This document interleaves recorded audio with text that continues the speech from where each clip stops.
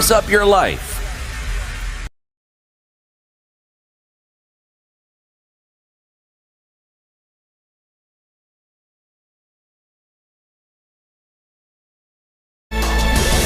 Good morning. This is the Newswire. I'm Leah Ubaga. The National Assembly's Defence, Intelligence and Foreign Relations Committee has criticised what it sees as the government's slow progress in pursuing Ethiopian militants linked to the disappearance and killing of over 40 Kenyans in Todonyang, Turkana County. The MPs called on Defence Cabinet Secretary Soipan Tuya, who appeared before them, to explain why 6 months after the attack, no steps have been taken to ensure justice for the grieving families. Turkana MP Ekwom Nabuin and his Mandera North counterpart maintained that the reported figure of 41 people may not be true and that more people may have been killed, lamenting that no letter was even written to the Ethiopian government. In her response, Tuya reiterated that the attack took place in Kenyan territory and therefore the main responsibility lies with the Ministry of Interior and not of Defence.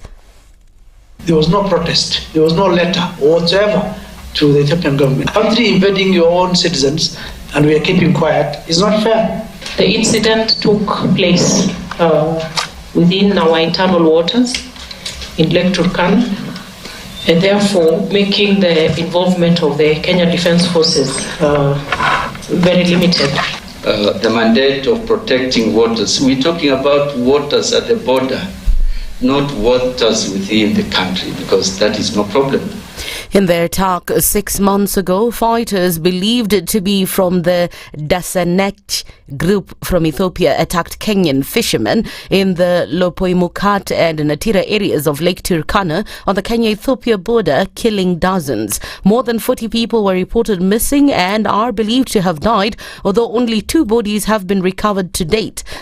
The MPs are now demanding a full report from the government. I get the feeling that perhaps the state does not care so much about the people of Turkana. They're not considered Kenyan enough. But the border points that we are talking to are of high priority for establishment of forward operating bases and barracks. This committee too will need a report on the issues that we have raised and what will be tabled, because that's an extremely serious issue. Interior Cabinet Secretary Kipchumba Murkomen has downplayed reports of a dispute between the National Police Service Commission and the National Police Service over payroll and human resource functions in the draft regulations. Speaking in Nakuru, Murkomen dismissed claims of a power struggle, saying he'll personally present the regulation even as he meets them today. I am going to ensure that we strike a balance between the role of the Commission and the role of the police service itself. The same way what's happening between public service and different cadre of officers. Some have been delegated to ministries to hire, even though the National Public Service Commission retains the overall responsibility. So I want to assure Kenyans that there is no cause for alarm, as the Cabinet Secretary will transmit the regulations. This public participation that is going on is very important, and based on the views that we will receive from the officers and from the public, we are going to strike a very good balance. And to start with, I have a meeting tomorrow with the Commission and the IG, and then we will work together until we find a solution. This is a very sensitive sector. We do not intend to see any wrangles. And finally, a man captured on video savagely assaulting a woman during the Kutit culture event at Nairobi's Carnival Ground has been arrested and charged. The Directorate of Criminal Investigations, Bernard Kipkosgei, popularly known as Pavilion Motoriot, the Directorate of Criminal Investigations said that Bernard Kipkosgei, popularly known as Pavilion Motoriot, was struck down by Langata police officers after the footage went viral, drawing widespread condemnation online. In the clip, Kipkosgei is seen pummeling and kicking the woman, since identified as content creator Bella Comedy, repeatedly. The victim is reported to have lost 30,000 shillings in cash, a mobile phone and other personal items during the attack on August 9th. Public outrage over the incident flooded social media platforms, with many demanding swift justice. Police say they acted immediately, tracing the suspect's movements before arresting him. That's the Newswire. I'm Leah Ubaga.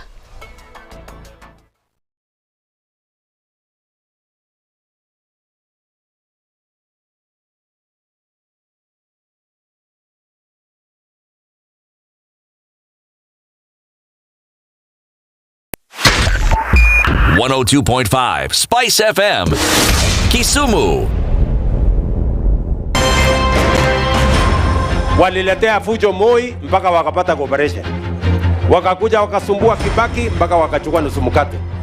Wamekuja wakazungusha Uhuru hapo mpaka wakaenda na handshake, program yetu ikapotea, BBI ikaendelea, tukazama, tukaingia kwa madeni. Sasa mimi nimewaambia, hii serikali hii, mimi nawaambia hii serikali ni ya mahasla. Hakuna nusu mkate, hakuna handshake, hakuna hiyo borojo. Jana nimeona wale wazee tulishinda. Ati hiyo mzee akisema ati he'll not be coerced or intimidated to joining our government. Wewe mzee sikia. We have no business within our government. Hatuna haja na hatugojei wewe. We are not looking for you and we have no time. Stop saying that people can force you to come to this government. Forget about being forced or coerced.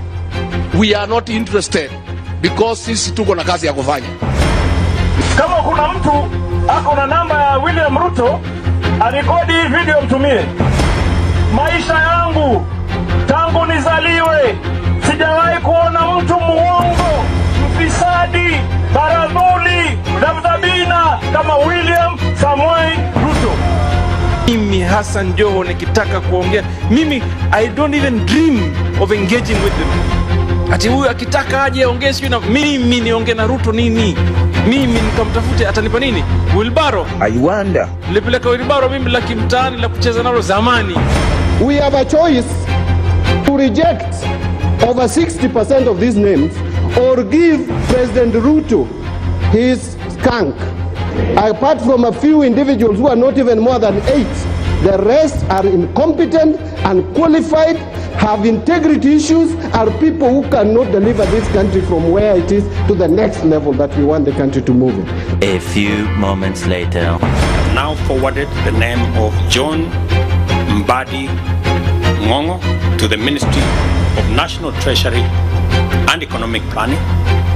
The Honorable Hassan Ali Joho, Ministry of Mining, Blue Economy and Maritime Affairs.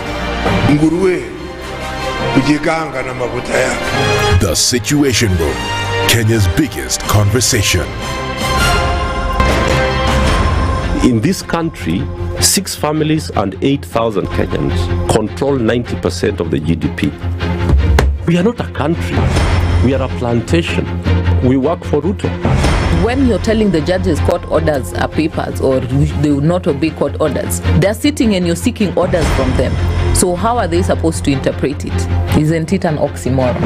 When you see a judiciary that seems to be under some control somewhere, you start questioning. We have very powerful governors, but they don't use their offices to serve the people. If you are not shameful to do what you are doing, why should we protect you? I'm human. Everybody's human. So when you're told, kuja tuongee, I mean, you'd be a fool to say, stagi kuongea today. Conversations have to be had, you know? People in leadership should only go into leadership if they are ready and willing to change the lot of the people. The Situation Room, Kenya's biggest conversation. One of the things that are ailing our country is negative ethnicity. You find you as a state officer, instead of thinking as a Kenyan, you think like a tribal person. Let me tell you something. The biggest problem we have had in this country is a leadership deficit.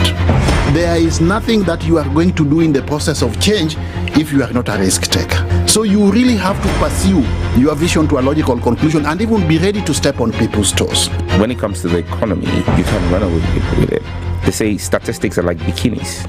They reveal a lot, but they conceal the vitals. And so government people would throw statistics at you and tell you they're revealing a lot of information to you, but it's really concealing the real vitals. We need to get out of that, because when we want to grow our democracy, one basic thing that really requires to be understood by the political class, by all of us, is institutions are critical. This is the Situation Room, the only way to start your day. Good morning, and I love your show. Thank you. Having come from a Kikuyu radio background, I migrated to Spice. because of the content. I was born in a slum, but somehow I got a break in life. So sometimes when you see the sweating coming out because of the passion and whatever it is, behind the noise, there are people. And we share the same umbilical cord. It shouldn't be like that. I am so disappointed. We used to tell Honorable Raila Amolo Odinga that he's doing politics of conmanship. And even President Uhuru Kenyatta, serikali hii ndio iko na conmanship ya hali ya juu. You cannot promise people that you reduce tax, then you double. In politics, there is the issue of trust. For you to turn around and then stab the same people who gave you that trust, there is no other level of dishonesty. Imabo, utaona dunia tu.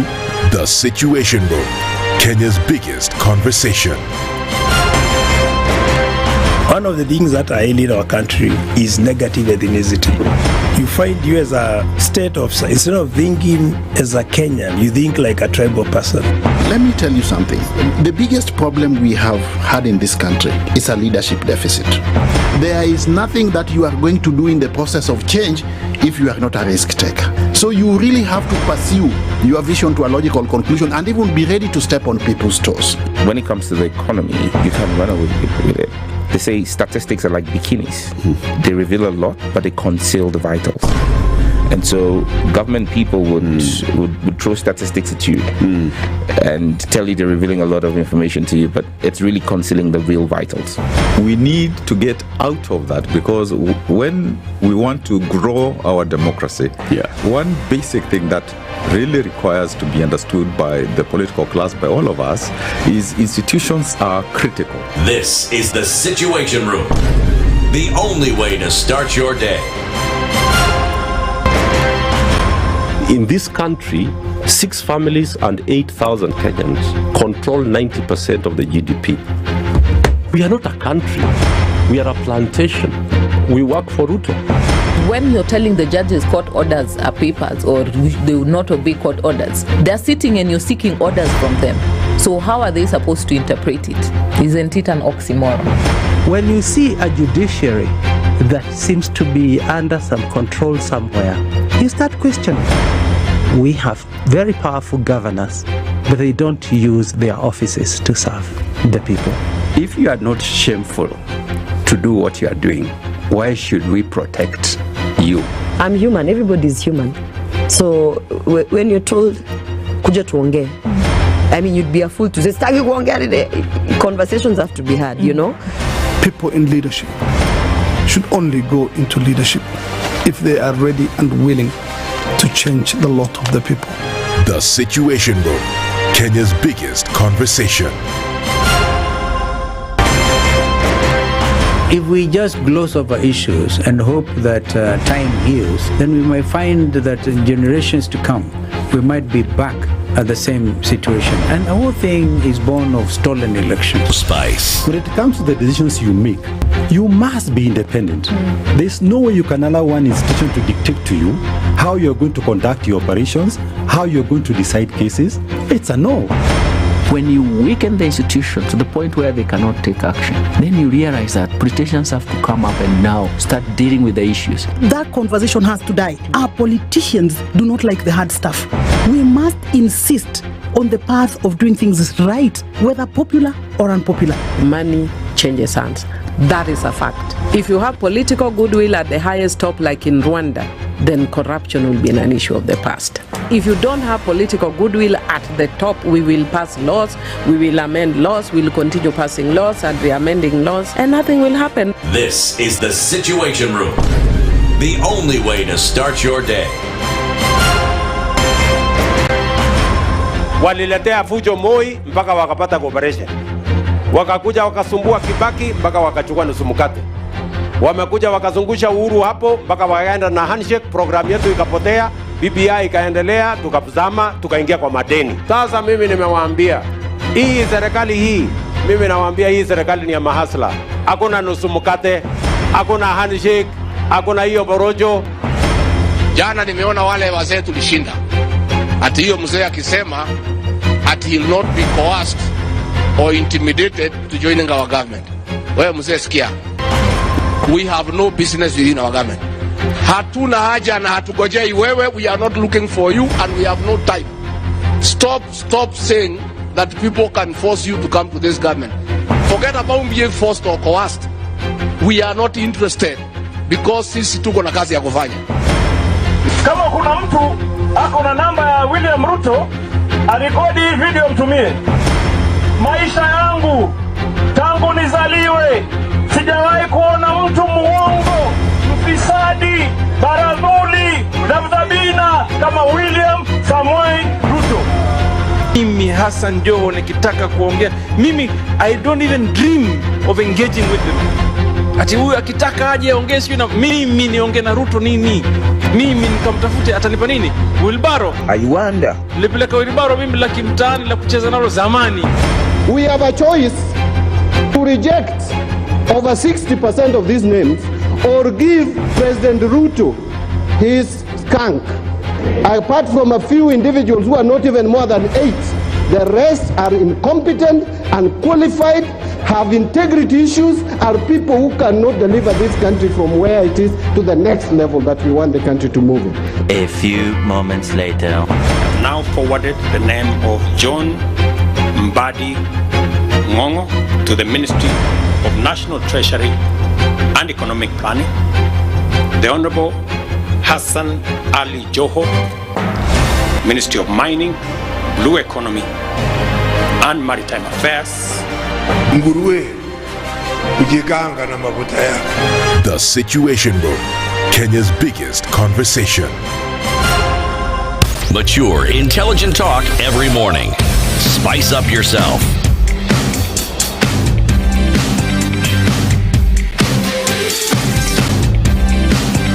Mornings done right. 94.4 Spice FM, Nairobi. It's 17 minutes after 6 o'clock. Hey, I was beating stories with Dennis Okari. And sorry, this is not my fault. Storytellers. When they start, they just start. They say we were born and employed to tell stories. Exactly. It's actually a privilege. It is. This is what we do, isn't it? There are people who tell stories and don't get paid for that. Exactly. Get paid to tell stories. Yeah. Us guys, it's different. Just talk. We'll pay you. Just come and talk. Sit here, talk. Yeah. And we'll pay you. We'll pay you. It's a good space to be in. Kabisa. How's your morning? Is it me or today is again extra cold? Let me tell you the trick. When you wake up at 3 o'clock, okay, for those who wake up at 3, because you're looking at me like, what? Drink hot water. I've tried those things, they don't work. I'm telling you, consistently. There's a fire in your belly that cannot be quenched by cold within or without. Is that a quote? No, I just made it up. There's a fire. Wait. Okay. There is a fire in your belly that cannot be quenched by cold within or without. Wow. Let me tell you, if things go wrong, 2 things I will do. All right, or I will sing. In your belly, can't be quenched by the cold within or without. He's actually writing it down. See this man. I'm serious. When is today? Today is the 13th of August. 13th. Yep. Up and do Tuko. 2025. 2025. Good. Where? Please, you have to help me. Oh, so Dennis is here. Dennis Aseto is not here. Yes. Good morning. Dennis is dealing with a hospital issue. So I'm hope you're good, brother. Yeah. All is well. All is well, indeed. It is. Now, please, you have to tell me sorry. So I have to tell you sorry? Yes. You have to. How do you start a conversation like that? You have to pet me. Let me tell you. I think I felt like I was in the twilight zone last night. What happened? Before we could even say, "Arise, O compatriots." Oh, I have an idea. Okay. I can't wait to hear this. Hey, Father Lord in heaven. Where were you, first of all? On my couch, in front of the TV. Okay. You are safe there. That kind of embarrassment would not have allowed me. No, you are safe there. What? How many? 4-0. It was going to be 5. God just had mercy on us and said, okay, 4 is enough. Sudan, carry go. What? Who beat you 4-0? Sudan. Sudan beat Nigeria 4-0. My dear, I say it's because of God's grace that they didn't beat us 5-0. Whatever they carry was more powerful than the Nigerian. Their own village uncles are the Odogu of village uncles because what? It was terrible. Over the bar didn't work. Over the bar did not work. Under the bar did not work. Nothing worked. How did you sleep then? I didn't sleep. I'm telling you, I didn't sleep. Calls were coming in and out. What kind of thing is this? 4-0. I didn't watch the match. Was there a penalty? There was a penalty. Okay. Sudan, in fact, in the fourth, I think it was the fourth, fifth minute, we scored a goal, was called offside. Which, true, it was offside. We recovered the ball, going back on defense. That's how they now scored. In less than 2 minutes, they scored. And then they just started coming in. One. Where was the goalkeeper? He was in Lagos. Because, can't tell me. He was not in Zanzibar with the rest of the... He was not in Zanzibar with the rest of the people who are playing that match. What? There's somebody who didn't come with the team in the person who sits behind the goal. Was that person there? There's normally somebody who sits behind the goalpost. No, that guy was not there. He wasn't there. My lord. Nigerian team didn't pay. Yeah, they didn't pay. They didn't pay. And they all put in bottles from Lagos. You're not going anywhere. It was terrible. 4-0. 4 Bangolo. And you're saying it's going to be 5. It would have been 5. I'm telling you, it would have been 5. It's the ref and God who had mercy on us. Was there extra time? No. If there had been extra time, it would have been 6 or 7. Hey! How are you beaten by Sudan? Where is Sudan? Can Sudan spell football? Clearly they can, because what is that? I beg, Harambee Stars, oye. Oh, Nduko, you have moved. Call me Nduko. So Nigeria is out now. Well, look, the chances are very slim. Okay. We're at the bottom of the table for sure. Okay. Sudan, interestingly enough, is at the top of the table of that group. So we're supposed to play Congo on it's not Sunday or Saturday. I don't know. Even if we score 15 goals and beat Congo, I don't see us. round of 16, we are just saying bye. What is that? How? Nigeria? I just now said leave Chan for them. Let's focus on AFCON with now the boys. Now let boys play this one. Well, you know what they say. This squads are not necessarily the big national teams. It's not or the big squads. It's so not. That's the difference. However, Nigeria draws. How do they Nigeria land? draws its players from the people who play international football outside, as well as clubs. Yes. Celestine Babayaro used to play for Plateau United, a small club in my neighborhood, and became. I mean, it's from the clubs that they see these guys that they now go out. What did we do? Sudan, my dear. Let me tell you, they have to land in Lagos very quietly and in the dead of the night. I said they should not even land in Lagos. They should go and land in Kano North. There's international airports in Kano North where nobody will know that they landed. Then they now can separate. Heal.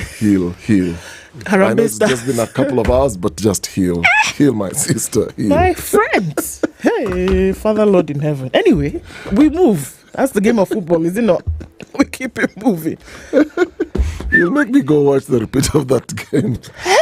Go and watch it. No, I had a very busy day yesterday with family, so I didn't even watch football. I got home very, very tired. Shower, straight to bed. Straight to bed. Yeah. In fact, you did yourself a favor. It's good. There's no Allah. I was looking forward to the day Harambee Stars will actually play Nigeria. So was I, actually. I was looking forward to that match, but it looks like it's not going to happen. It looks like the Stars are the ones who are actually Sudan, playing some of the best football in this tournament. Yeah. The Harambee Stars are playing some of the best ball in this tournament. That's for so if Nigeria is out, Morocco at some point, if they're out, Morocco probably will not be. Morocco will probably make it to the round of 16 and then thereafter. Yeah, but then thereafter So what happens? God in heaven knows. I'm trying to imagine a final with Kenya and Sudan, for example. Sudan did not play spectacular football. That's why I'm so annoyed. Because it's like the boys said, are we not in Zanzibar? Let's go and see Spice Island. They didn't come to play football. My God. They both boys. What happened the night before the match? They went to the land of spices and got lost somewhere. Forgot themselves. Yeah. And you know how Nigerians party hard? Maybe the boys are not okay on that field. But who will agree? Their coach should not allow them. No. Poleni Sana, Nigeria. Let's see. We still have a match to play. We play Congo. Let's see what happens there. But, this is the world of football. And those are the stuff that make the news. And that's what we've been able to chat about this morning. Good morning. You know who is in high spirits? She's chirping like a bird on the top of a tree. Is Lydiah or Maina? Good morning. Good morning. At some point, she should come in, actually. She must. She's trying to hide, but there will come a day. I'm telling you. So long as my name is Ndui Forma Okoh. Yes. A day is coming. She will sit here and talk to us. Don't worry. The day is coming. And it's already 25 past, but this is the stuff that we talk about, isn't it? This is the Situation Room. It's Kenya's biggest conversation. Karibu sana. Our audience on KTN, good morning to you. And our friends tuning in on our live streams, YouTube, Facebook, and on X. Good morning, everybody. Karibu. We'll get into conversations this morning. Devolution kicks off today proper. Everybody is in Homa Bay and making things happen. So let's talk about what we'll be discussing today. We're going to focus on devolution. There are going to be several issues that we discuss as we get into the day. And let me tell you what some of those will be and with whom, shall we? All right. So we'll have a conversation straight up from 7 o'clock. And that will be with, here we go. So my phone is deciding it's not going to behave itself. All right, here we go. At 7 o'clock, we will talk with Dan Manzo. He is the senator from Makwene County. He'll be joined by Stephen Munania, who is the deputy governor of Muranga County. These two gentlemen join us at 7 o'clock, and we'll be looking at devolution at 12. And we'll start that conversation with these two gentlemen for the Senate and from the county at 7. We'll then get into a conversation with Professor Peter Kagwanja, who is the CEO of the Africa Policy Institute, and Philip Kisia, who's a policy and governance expert. We'll be talking devolution again at 12, at 8. And then we're going to round this off at 9 o'clock with a conversation with Wendy Aura, who is a youth leader and governance enthusiast, and Kelvin Daniel, an entrepreneur from Bahati constituency. We'll be looking at devolution at 12, youth and the future. So those are our conversations that we'll have this morning as we get into it today on the Situation Room. And thank you already for joining us. Let's have those conversations this morning and get into it, shall we? All right. Now, like I said, Dennis Aseto held up this morning. Prayers up for you, brother, even as you handle that situation. And we'll talk in a minute. Yes. We went to Botswana in from the Tswana people. Mm-hmm. And Botswana is actually beautiful, vast land. And you know what? Only 4 million, 5 million people, the whole population.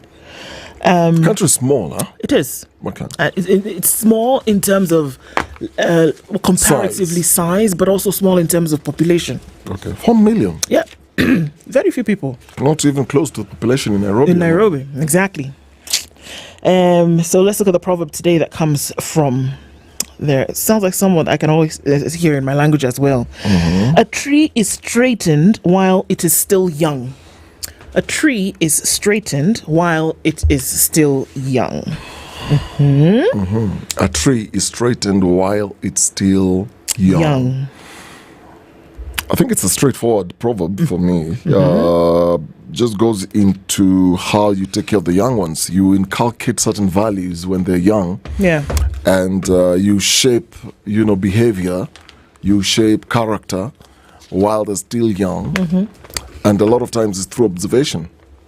I don't know why. I draw a lot of inspiration from, kids. Yeah. Because I have one. Yeah. So the thing is, do it when they're still young, because when they're old, it will not be very practical to then try shape them and straighten them up. The way the scripture says, spare the rod, spoil the child. Yeah.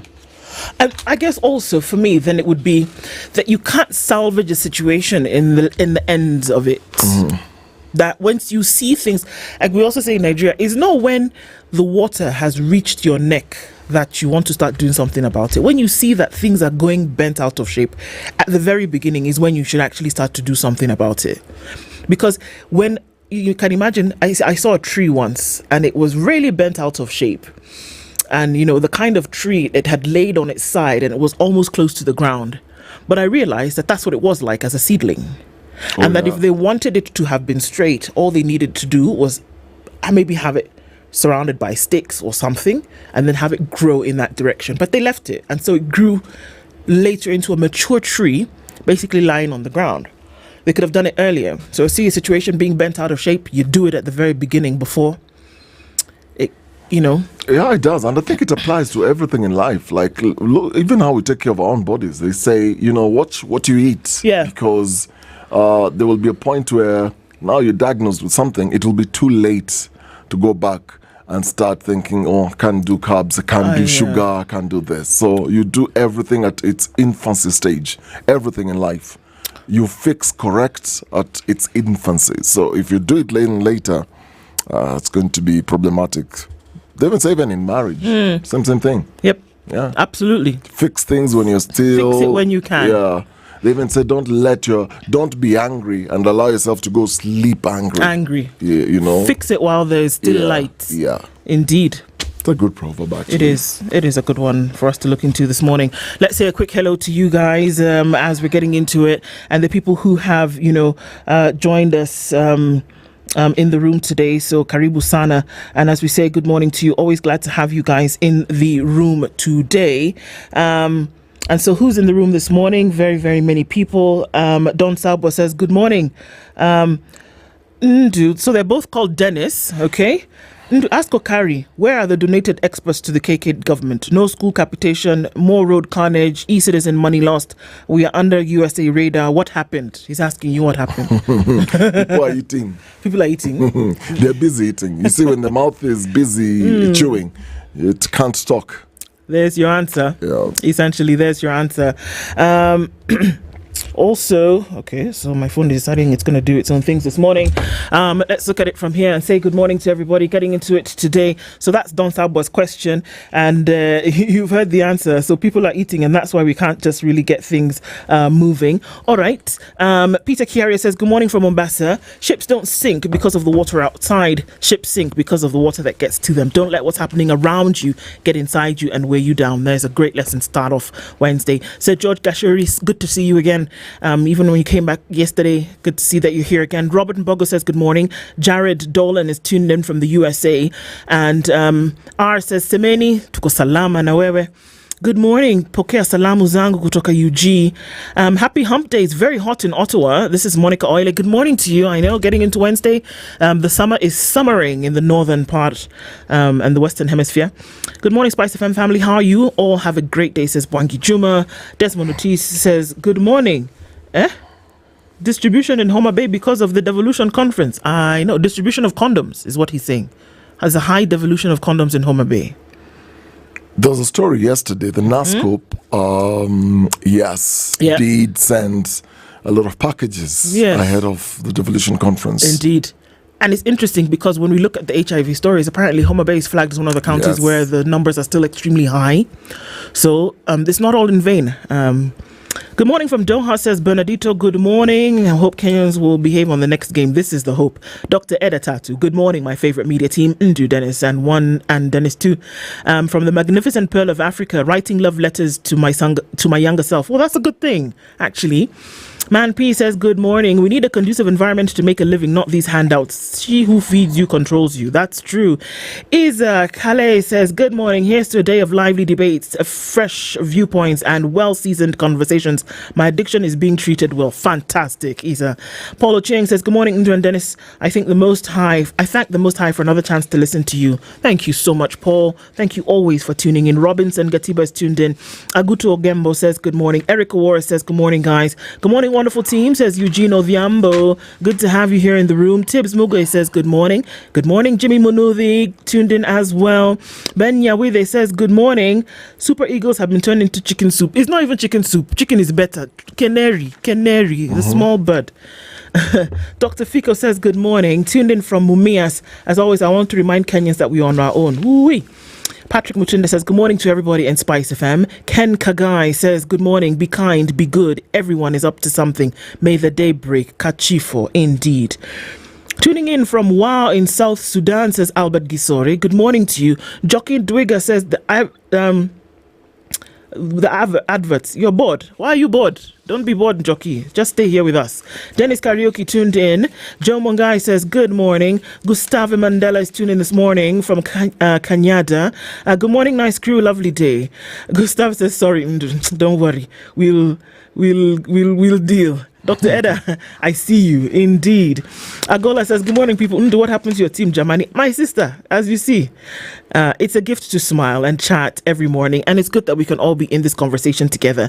Vinny Mwangi says, the keeper in Lagos. I'm telling you, that's where he was. Edwin Kipchumba is tuned in this morning. County 13 is watching. Albert Gisor is tuned in. Agola is dying of laughter. If anything, let's put a smile on your face this morning. Isa said the team was not given incentives. It's true. Beaten like a traditional drum. That's exactly what happened. My take, let's read your comments. You say you're feeling pain for Nigeria's loss. Yet here in Kenya, people were supporting Harambe's opponents. Even now, you can see them inciting fans to misbehave at AFCON so that we are penalized.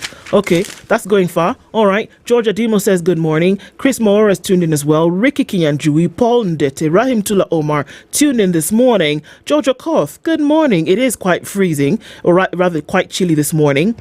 King Dave Lubale, good morning. Rose Grace, it's been a minute. Hope you're well. Tuned in from Tamu every day as you are. Mutuflani, good morning. Pamoja na Aseto, absolutely. A prayer up for him. But he's all right and just taking care of situation there. Good morning. Loving the show from Abu Dhabi is Reagan Job and Kimathi Nkrumah Makonnen. Big up Spice family. Revolutionary journalist family. Took a minute, but necessary for us to do. If I missed you, not because I wanted to, but very, very happy to have each and every one of you in the room this morning as we get into these conversations. King Dave says the proverb is similar to vunja mfupa kama bado meno iko. Utakuja lia ukisha poteza muda wako. Samaki mkunje angali mbichi. It's actually a song. Is it? Yeah. It is a very old song by Samba Mapangala. Oh, okay. Yeah, if I'm not wrong, Samba Mapangala. Vunja mifupa kama bado meno iko. Where? Okay. See? That's as far as I'll go. Oh, okay. I was waiting for the rest, but then now that you've given that those old songs had messages. Yeah, deep ones. Yeah, the proverbs turned into songs, messages, very rich, still relevant today. Yeah. The melodies stick. You know, I miss the old school songs. Me too. I miss. Try to play them as much as I can. It's not anything like what we have these days. Yeah, 3 days, 1 week. It's You're off done. the charts. You're Exactly. done. Losers. It's true, but there's some songs that you remember. They remember for life. People made some really good music. You know. And it's just going back to those roots. I think is great. But another thing just jazzes me is that Africans, we just continue. Like I see that what you said. Like the time to a fish is, you cannot bend a fish when it's not fresh, essentially. And I think about like how we smoke fish, and I think the way it's smoked and hard that it can stay for months. You can't do that to the fish when it's already dried. It's when it's fresh that you can bend it. Yes. So that's what we're looking into. All right, guys, always good. Take a few minutes to do that, but I think it's necessary that we do. And now we're looking into the headlines of the stories that are making the news this morning on Kenya's bold newspaper, The Standard. Devolved corruption 12 years later. Billions looted, services gutted. 12 years after devolution's hopeful dawn, county halls have become epicenters of graft. From Okoth Obado's turbulent tenure to Ferdinand Watito's high-profile trial, a parade of governors past and present stand accused of plundering public coffers. Hospitals without drugs, ghost projects and unpaid workers now define the devolution story, as the promise of bringing services closer to the people morphs into a feeding trough for the well-connected. My goodness. You ask yourself, the pictures there of former governors, former Migori Governor Okoth Obado facing corruption and murder charges. Former Samburu Governor Moses Lennon Kulal was jailed for 8 years for graft. There is former Nairobi Governor Mike Sonko, former Kiambu Governor Ferdinand Waitito. That's the story that we look on as the Devolution Conference opens in Homa Bay officially this morning. Another story there making it at the top of the Standard. Chan hosting rights in jeopardy after security breaches and a tickets mess. You wonder what? Well, here it is. Ticket chaos and political meddling are threatening Kenya's Chan 2024 quarterfinal hosting rights. Where? As politicians flaunt stacks of tickets and fans storm gates, the FKF and LOC, FKF of course being the Football Federation Kenyan football, and LOC is the local organizing committee. LOC are in the dock. Doesn't look too good. 12 years of graft. These are the conversations that we're having this morning, getting into it. Little for development, a lot for the thieves. Governors on trial as graft claims tarnish 12 years of the devolution era. This is not what it was meant to be. All right, double delight for teachers as 45,000 teachers clinch promotions. Counties defy AG directive and splash millions on legal firms as cases rise. AG in this case being the Auditor General. Why Chan could lose quarterfinal hosting rights. Not fun. Moi Girl shine as curtain falls on the rip-roaring music festivals in Meru. Guys, if you had an opportunity to see what's going on, please take it. But some good talent coming out from schools. Power supply in northern Kenya is being restored with MPs unlocking 600 million shillings. Those are some of the things that we look into. Batuk deal halted over rights abuses. Rather, the House team wants the Batuk deal. And you know what the Batuk is? It is the training for the British Army, which is the British Army training unit in Kenya. And they're saying, you know what? There's too many things going on, from rights abuses to sexual abuse to all kinds of things. And they're saying, you know what? Let's just put let's just hold on to that for a minute. That's what it looks like in the headlines. Look at those stories in more details in a bit. Mr. Okari? Okay. There's a lot in the papers today. Yes. I was just trying to look at 3 papers at the same time. Let's start with the Daily Nation. Alarm as IEBC risks bungling mini polls. So election polls body assures Kenyans, saying there is no legal hurdle to the upcoming ballot. But the controversy is the poll agency has scheduled several parliamentary and ward by-elections on November 27th. But the legality of the date has been contested by critics who argue it falls beyond a 90-day constitutional limit and exposes conduct of the vote to a legal challenge. That's story on page 4. We'll look at it in a bit. Welcome to Homa Bay, Ruto to open Devolution conference. A picture there of President William Ruto joining women leaders from Nyanza counties in a dance yesterday at Homa Bay State Lodge. You saw him frying fish, eh? Yes. Yes. He was frying fish. Inside Chan ticket scandal. It's a story on the back page, with Kenya punished for security breaches during matches involving Harambee Stars at the ongoing Continental Tournament. The nation has established that only a fraction of tickets are available for sale to Kenyan fans, fueling the chaos. Let's go to the inside pages. Media practitioner mourn veteran broadcaster Kabisai. I grew up listening to this man. Yeah. Think of old school today. The media fraternity is mourning the death of pioneer broadcast journalist Charles Omuga Kabisai, who died on Monday after a long illness at the age of 65. Mr. Kabisai, remembered for his decades-long career at the national broadcaster Kenya Broadcasting Corporation, KBC, left a lasting imprint on the country's media landscape. In a tribute, KBC described him as a legend whose inspiration runs deep in the mainstream media.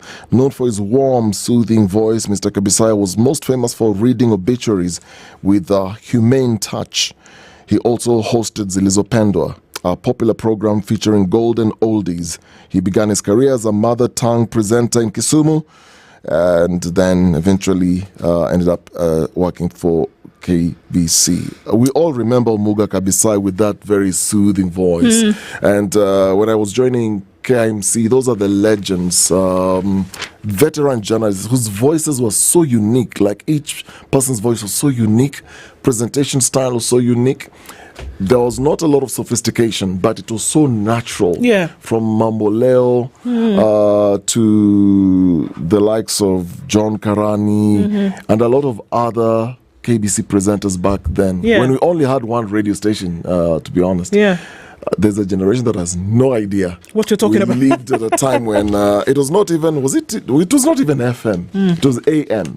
Wow. You know, TSC call for 24,000 interns stirs protest by unions over poor pay. So union leaders have protested against an advertisement for 24,000 interns by TSC. They accuse the commission of exploiting the desperation of jobless tutors and resorting to stopgap measures to address the teacher shortage crisis.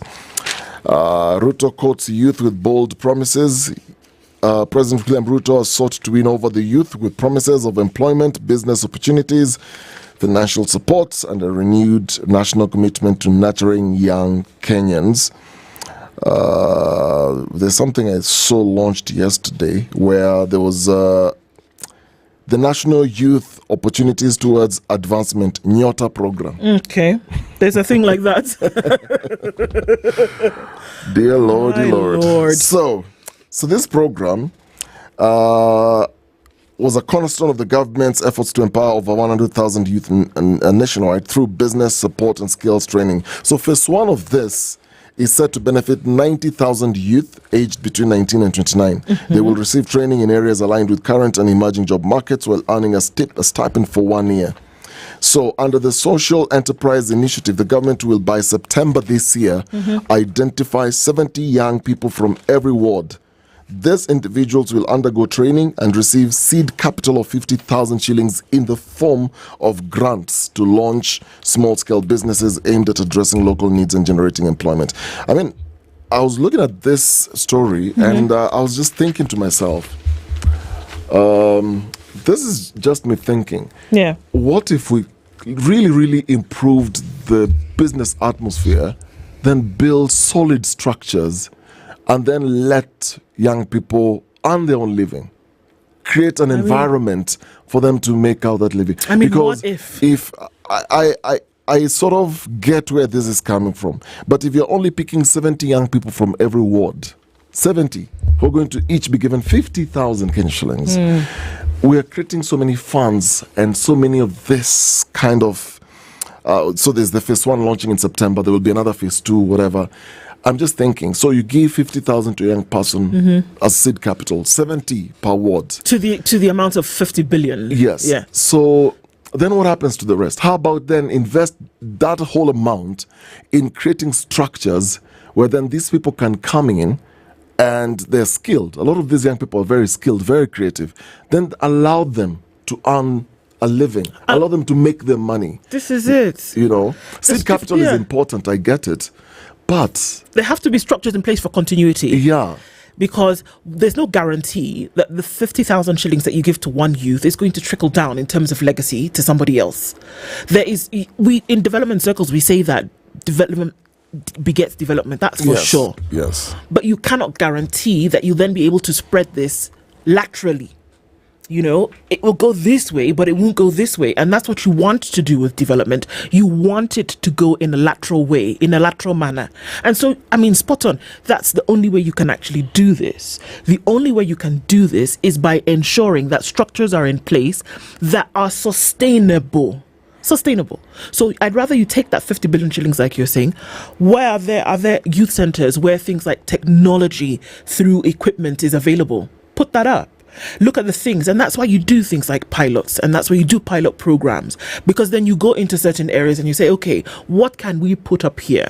We're in an AI world. We're right now we're living the wave of the information age, right? What is wrong? That's why youth centers, that's why centers, hubs work. Because somebody goes in, if they don't have a skill, they get it. You show them 1, 2, 3 about business, if that's the way they want to go. Show me how to Show me how to do it. Yeah, I just want to know how to fish. Then I will fish forever, you know. There you but go. If you give me fish today, I will eat it. I may not necessarily manage it very well. I may eat it in one meal. Somebody else will eat the fish 3 times for the whole day. The whole point is working on infrastructure and putting structures in place where these people then can go in. The seed money, like I said, I get the point. It's not just criticism for the sake of it. Sure. It's just creating, like you're saying, expanding that space where they can then come in, learn, bring in experts, provide them with tools that then they can train themselves, teach themselves. Once they get that skill, you can't take that skill away from them. Absolutely. That's it. That's what we need to do. And I can understand, like you say, I can understand the politics of it, and I can understand the euphoria that comes with putting some money into the hands of a few people. But in terms of longevity and sustainability, this is, not the way to go, unfortunately. Yeah. We sincerely need something that is, a clear plan. Like, okay, let's just have a conversation around this. So 50,000 for 70 young people from every ward. So this 50,000, so how are you giving out this 50,000? How do you choose who gets this 50,000? Then how do you track? And how do you put teams together where people can then be accountable and be good stewards of this money? Then how do you follow the record? So what did you do with this 50,000? Is this 50,000 going to come back? Or this is just seed capital and that's your money, you figure out. It needs to be so structured, well structured and tried and tested, and then give the institutions that can actually assist in this. The institutions that actually carry these programs, they create hubs where people can, if it's digital literacy, they have done it for years and they can run with it. Something else I was saying is Kuna Form online portal that it's intended to streamline access to government business opportunities for young Kenyans. Okay. There's this a creation of so many things. It's not Alpha Jury. It's called what? The other one for jobs. There's another one for jobs that you can go pick a computer or pay $. There's no, for real. Bonyezaki dude, I know what you're talking there's something. Please, somebody help me. The platform where you can actually go on apparently and get jobs and get digital remote jobs. There's one by the government. It starts with an A. I can't remember for the life of me what it is. But I think there's too many things that are duplicitous in nature, number one, and that are working at cross purposes one another. If you have these funds, why not use them in the way that they're supposed to be used? Number two, one must ask the question, where is this 50 billion shillings coming from? Is there a place where there's extra money for things like this to happen when there are fundamental structural systemic issues that are being felt in the country today that are not being done because there's no money? But then somebody out of the blue, there's 50 billion shillings that you can give to young people, which, like you say, the fish is going to be eaten in a day. Because you have the Hustler Fund, you have the Youth Enterprise Fund, you've got so many funds. The point is, like, I get the idea. The only problem here is there are so many, it's multi-layered and there's so many things going on at the same time. And again, you're not really perfecting one. So you'd rather than really streamline one, then bring all these components under this one thing and have a clear direction on how this thing is going to work, not just for the next couple of months or up to the election, but for 5 years, 10 years, 20 years, 50 years. Think of something that will stay. Then work with people then who are professionals who are going to then guide on how this is going to work. Because I hazard a guess to say that like you said, I can see where the president is coming from in terms of what they want to do. Yeah. But in terms of sustainability, it is just not sustainable, especially since there was no plan, there was no budget, it was not clear where this was going to come from, because essentially this what you want to do, and is it a grant, is it a loan, then how is there accountability, is there a structure for implementation? Well, actually it says it's actually a grant. It's a grant. It's 50,000 in the form of grants to launch small-scale businesses aimed at addressing local needs. So somebody was arguing, so if you're to give 50,000, let's give a case scenario. Somebody then wants to do a water selling business. You want to sell water for people to drink. The permits, the amounts of money then you'll spend in just getting licenses and permits and all these things. It's 336,000 and putting all these things together. All this 50k is gone. 336,000 shillings. Are you hearing me? 336,000 to start a water selling business. Yep. Getting permits and everything. This one you've not even brought in products. He was here. He told us. So that's the thing. So if you're giving this 50,000, and that's why I was saying, let's talk about structures. So you may give the 50,000, but create an enabling environment where they can then thrive with this 50k as seed money. Because what are you doing with this 50,000? Let's even assume you're going to buy mitumba. You're going to get the bales to sell. You will need a place where you want to sell this. It's working backwards. The money may not be the problem, but let's work backwards and then say the longevity of this. How long is this going to run? How many people then will it benefit? In this case, it's 70 per ward. Per ward? It still won't address It won't address the need. It's like a small drop. It's something at least. But It is. We can't take that away in terms of that it's something. But I think the broader picture of it needs to be looked into. Ajira, thank you very much, folks. That's what it is. The platform is called Ajira. Yeah. And I don't know if the folks are getting jobs off of Ajira, but that's one thing to look into. So that I think there's so many things that are working at the same time. I want to tell you quickly this story for where? Where did it go? Okay, so guys wanting to know what's going to happen. So Kenya has hosting rights, all right, for Chan, right? And so Kenya will also host the final of the Chan tournament on the 30th of August. So they got those rights as maybe one like the main host for this tournament. All of Kenya's matches are being played at the Moi International Sports Centre, Kasarani. All the other matches in the groups are being played at Nyayo, some of them at Kasarani. Now, with what we are seeing happened over the weekend, with the breakage of this gate, which was an exit gate that folks then broke and got into, some of them claiming that they actually had tickets. So China has been very keen. Previously, Kenya was fined millions just the week before. It was 2.5? Yes. Yeah.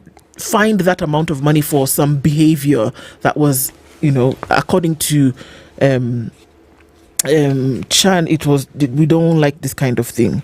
CAF said we cannot allow this kind of behavior. Unfortunately, Sunday now saw another incident, and who's behind it, who said what, who did what, it doesn't really matter at this point, because it results in a possible hosting rights ban. So let's look at the details of that story, shall we, really quickly, even as we wind down on those minutes. Why Kenya could lose quarterfinal hosting rights. Kenya already is in the quarterfinal, playing against Zambia Sunday. Kenya risks losing, not yet. Kenya risks losing probably because they're at the top of the table, so they will make it to the quarterfinal, but Kenya plays Zambia on Sunday, just getting those facts right, okay? Kenya risks losing the right to host one of the African Nations Championships quarterfinals if fan trouble persists. The Football Kenya Federation and the Chan 2024 Local Organizing Committee LOC are under scrutiny after both denied selling physical tickets ahead of scheduled matches. Crowd trouble has been rife at the Moi International Sports Centre, Kasarani, with fans repeatedly flouting restrictions set by the Confederation of African Football, which is CAF, before the tournament. Matches against DR Congo, Angola and Morocco have been marred by security breaches, leaving the Federation reeling from fines imposed over several questionable incidents reported by CAF security officials. FKF President Hussein Mohammed and LOC Chairperson Nicholas Musonye on Tuesday struggled to explain the ticketing and security lapses, insisting the only physical tickets available during the 3 Harambee-style matches were complimentary. You shouldn't have physical tickets, according to them. It's supposed to all be an online kind of thing, and you don't have the physical tickets. There are no government tickets, said Musonye. The only physical tickets are complimentary, stressing that the Kenyan chapter of Chan was run solely by CAF, LOC and FKF. The controversy comes after the Standard exposed what it described as a well-coordinated scheme in which political figures and some government departments allegedly bought bulk tickets, partly to exclude fans suspected of planning anti-government protests. These tickets were reportedly distributed to political supporters, security personnel and select groups.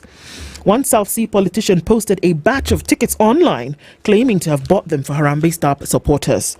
Korogosho MP Absalom Odhiambo alias Machakos was photographed outside City Hall distributing free tickets. He also posted a video displaying several tickets. There's been a circular for prison headquarters citing instructions from the State Department for Internal Security directing officers to submit names of those interested in attending the Chan Games. Now, according to CAF and the LOC, this cannot happen. And they were very clear before that we want to see fans in the stadium, but we also want to make sure that the way in which you're selling tickets, so that we get rid of all this black market ticketing and bootleg tickets, selling tickets for higher price or using them for any kind of political gain. It's actually listed in some of the regulations. And so they're saying, because of this, it's possible that quarterfinal hosting rights could be removed from Kenya.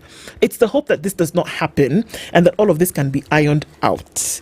But it looks like there might be a fine, and they're not very happy with this. We heard Mohammed saying yesterday that for Sunday's match, by the way, which starts at 3 p.m., all fans must be in the stadium 5 hours before. Nobody's going to be allowed into the stadium after 10 a.m. 15 minus 5 is 10, is it not? Trying to do my math. So the match starts at 3. If you're not in the stadium at Kasarani at 10 o'clock, you're not going to be allowed in. You see the two problems here. There's the ticketing issue and there's the crowd control issue, which is a security breach. So you look at the match between Kenya and Morocco, for example, the stadium capacity was 48,000. So about 24,000 tickets were available for purchase, according to what you were saying, Mumsonye stated. Now, curiously, the Morocco-Kenya match, the stadium was filled beyond its capacity. The estimate was that 75 people entered Kasarani. 75,000 people entered the stadium. So it's a security issue, it's a safety issue, and a ticketing issue. It's a big issue. We have to look at it for real, because what does it portend for later, and who might be, if not, involved in this? And you watch the Kenya-Zambia match, the security detail that has been released for this, there will not be a repeat. It will be crazy. Hopefully we can get through this on. It's 7 a.m. Good morning.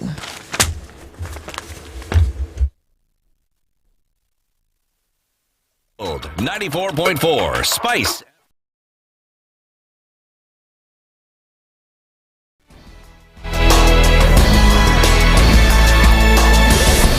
Good morning. This is the news wire. I'm Leah Ubaga. Interior Cabinet Secretary Kipchumba Murkomen will today hold a meeting with the National Police Service Commission and the National Police Service over payroll and human resource functions in the draft regulations that has brought conflict or dispute between the two stakeholders.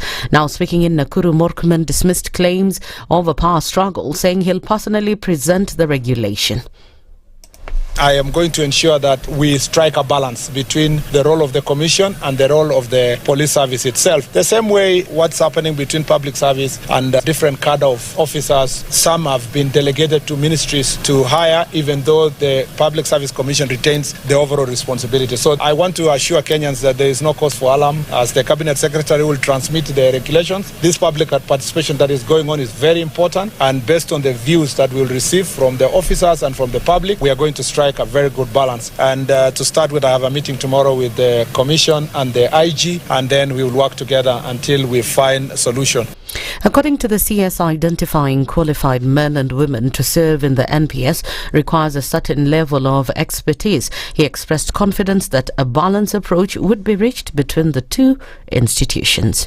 Identification of able men and women to serve in National Police Service require certain level of expertise on the part of those who are doing so, and therefore we cannot wish away the role of the police officers themselves in terms of identification, scrutinizing and hiring of police officers. We can also not wish away the role of the Commission as retaining overall oversight authority. So a balance can be struck where the Commission can put in place the policy framework, the qualification standards, and then the identification can be done by the NPS itself based on the directives that have been done by the National Police Service. The Democratic Action Party Kenya has accused President William Ruto of inciting conflicts within political parties with the aim of destroying the opposition. Speaking during the National Executive Committee meeting, party leader Eugene Wamalwa has dismissed claims of rifts within DAPK, admitting that a panel has been formed to resolve grievances raised against the party leadership. There are those of you who had predicted that there will be a split in the party today, that there will be a fight here at Chui House.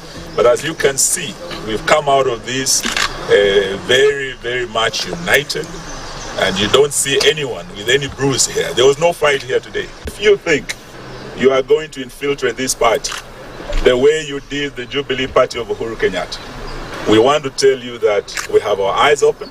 We will not allow you. On his part, Deputy Party Leader George Natembeya, who has been accused by some of Wamalwa's supporters of attempting to overthrow the party's leadership, stressed the need to embrace democracy in the party, dismissing claims that he's being used by President Ruto to cause chaos. But when you go out there and you are deflecting, ni kama shida zatoka mahali pengine, it means you are just paying lip service to the problems ambazo zinasumbua. Sisi tumesema hatawe, tumekataa. Maswala ambayo yako ndani ya nyumba pale lazima tungangane nazo na lazima turesolve. So mtu akitaka kumaliza kisiasa siku anasema wewe ndio rafiki ya president ama president amekuinfiltrate. And now that's the easiest way kumaliza. We're not going to go there. Our stand is known. And moving on, over the past week, there have been reports of divisions within DAP-K, with Governor Natembeya reportedly leading a faction of leaders seeking reforms aimed at giving the party a national face. The government will not go back on easing vetting of Kenyans living along the borders for issuance of identification documents. Deputy President Kithure Kindiki said the decision by President William Ruto remains in force and is meant to do away with past discriminatory tendencies targeting some communities. Every part of Kenya needs to be treated equally, and the places that have lagged behind needs affirmative action. So I'm very happy with some of those policy interventions around the IDs and the discriminatory practices that were there. It's made some people uncomfortable, as it should, because of course, if you are sectarian, you will not be comfortable with some of the things that we do. That's the news wire. I'm Leah Ubaga.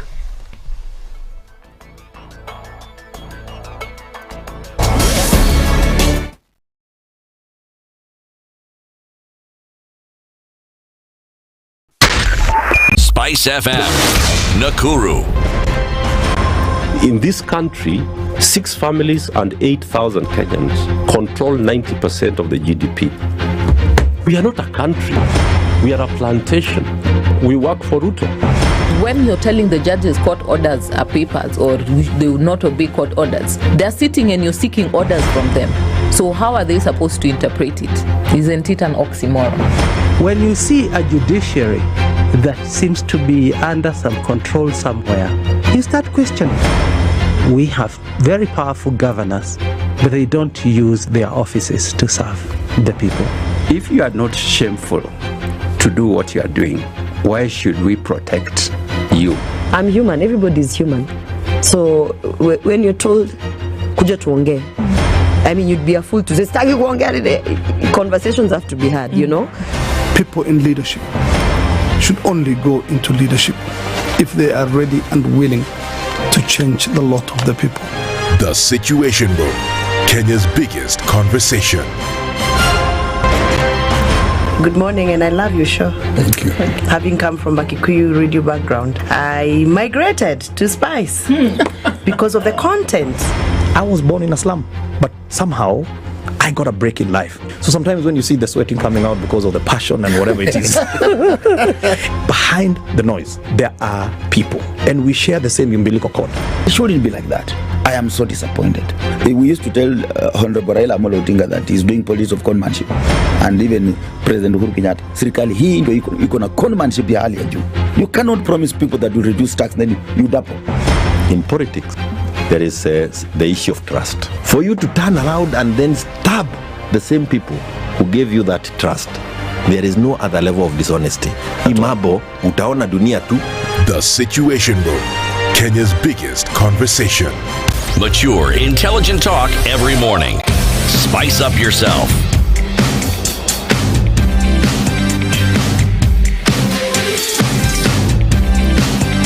Mornings done right. 94.4 Spice FM, Nairobi.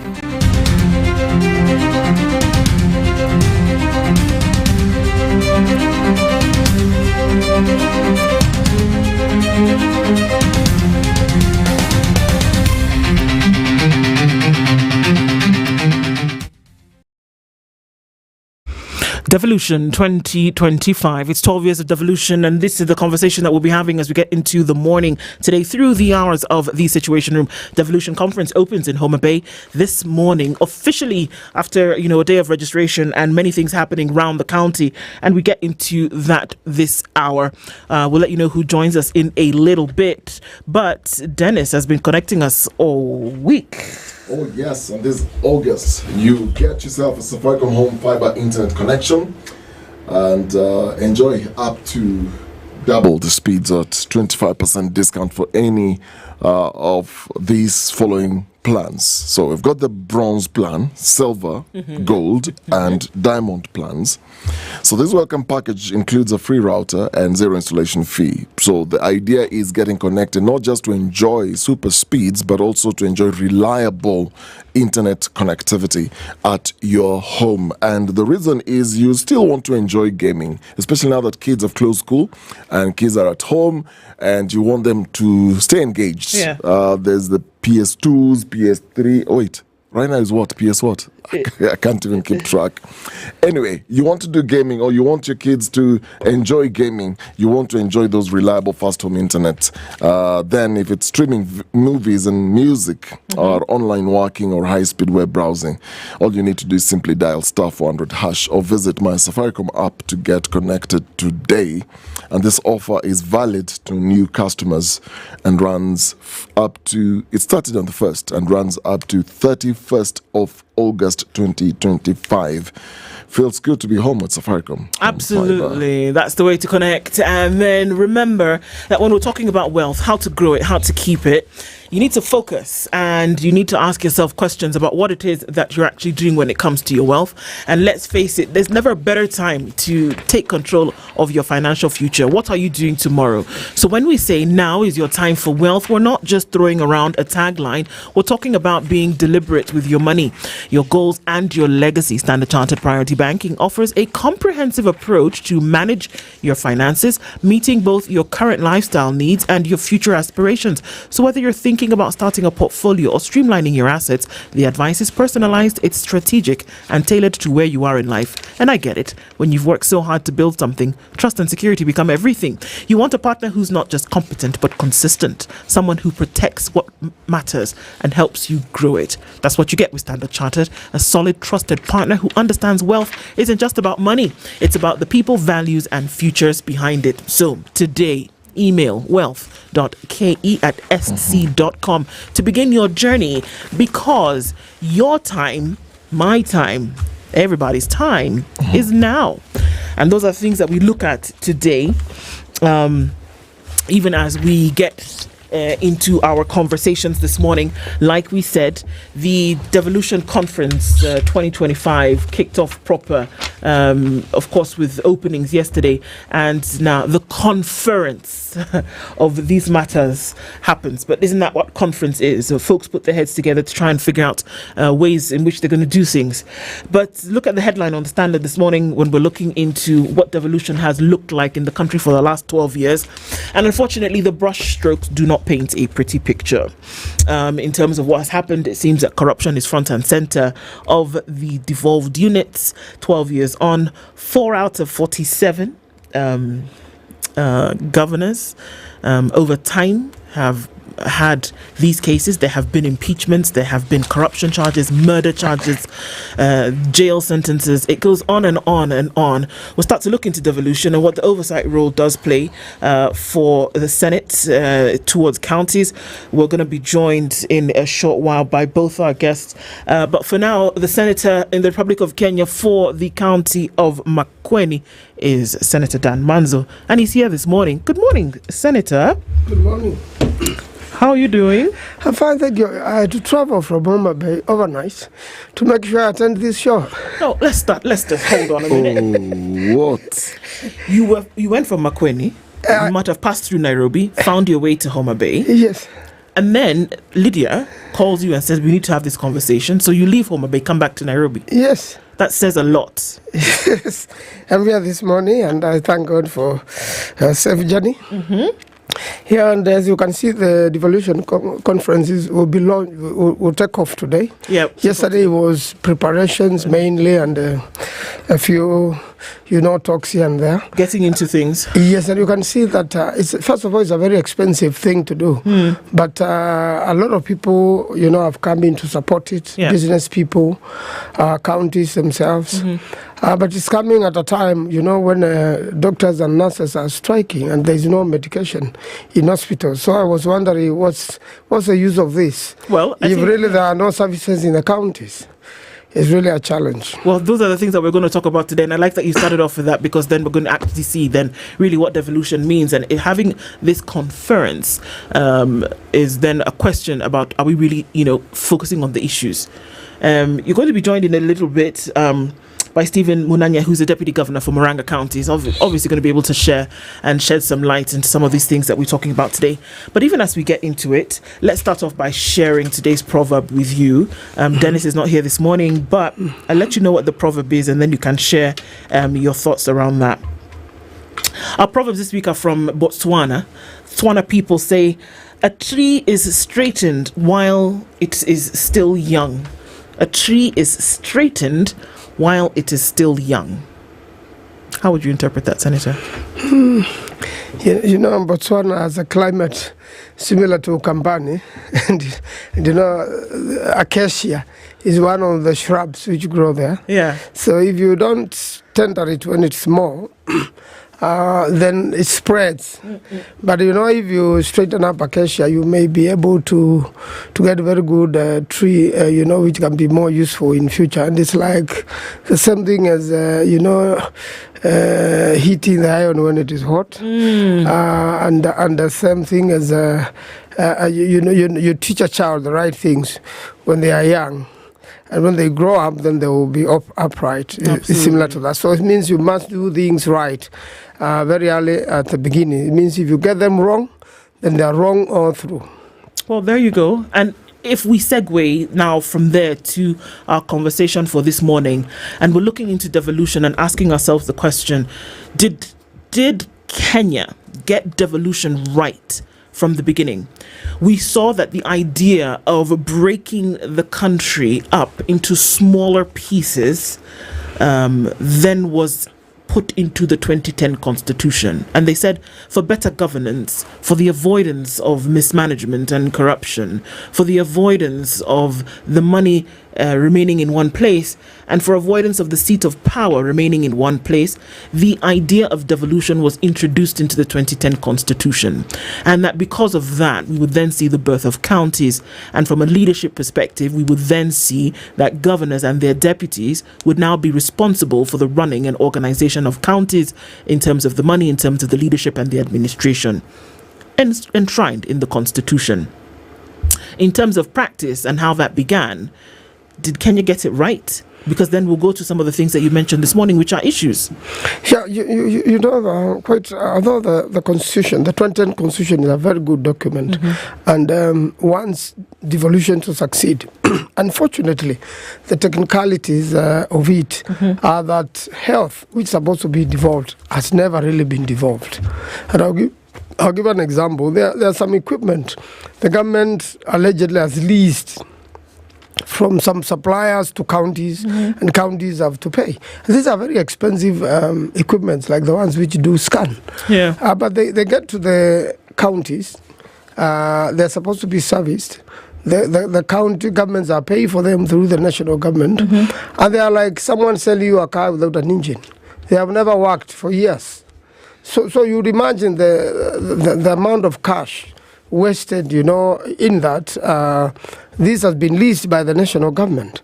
And then, there's so much of health still stuck at the national level than having been devolved. And I wish each government, each government which have, since 2010 has fully devolved health. I know Honorable Dwala is making some efforts now, but it's too late. Similarly with agriculture, means of agriculture. You've got too much control at the national government. In fact, most of the projects being done by international partners or partners, who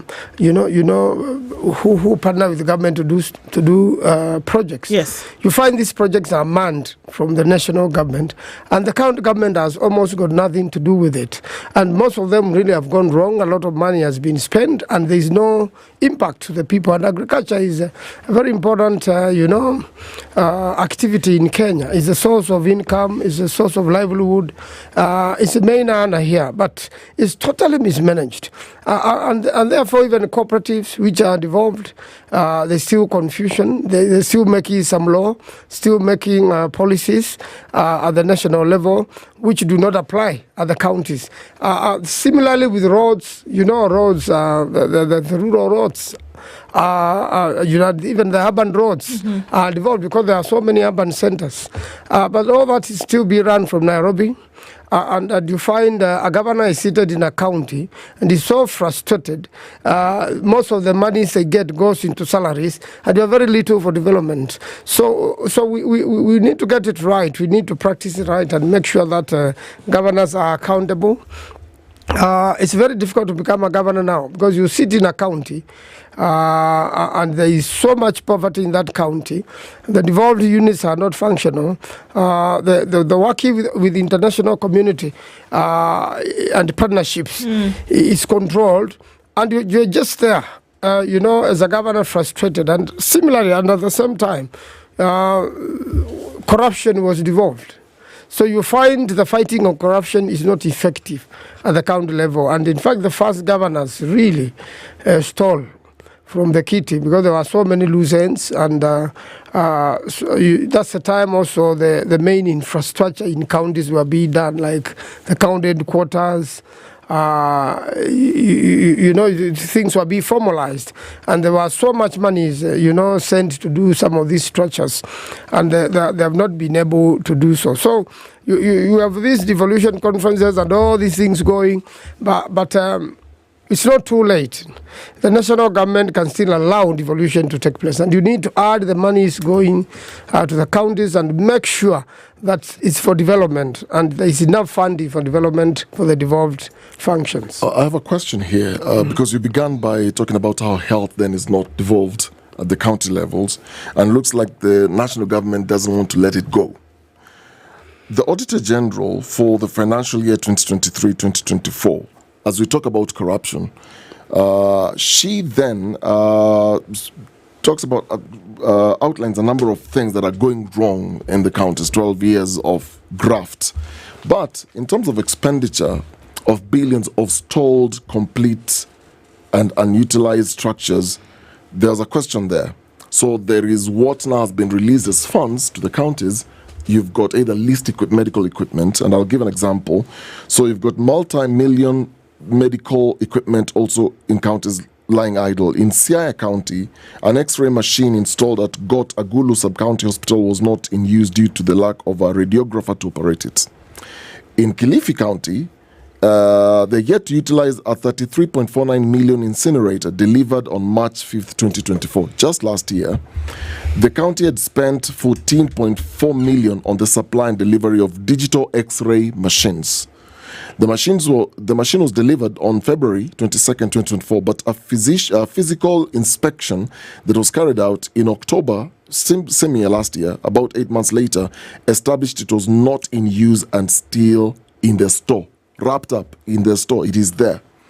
In Kitui County, 2.2 million X-ray building at Kaui Hospital was complete but not in use.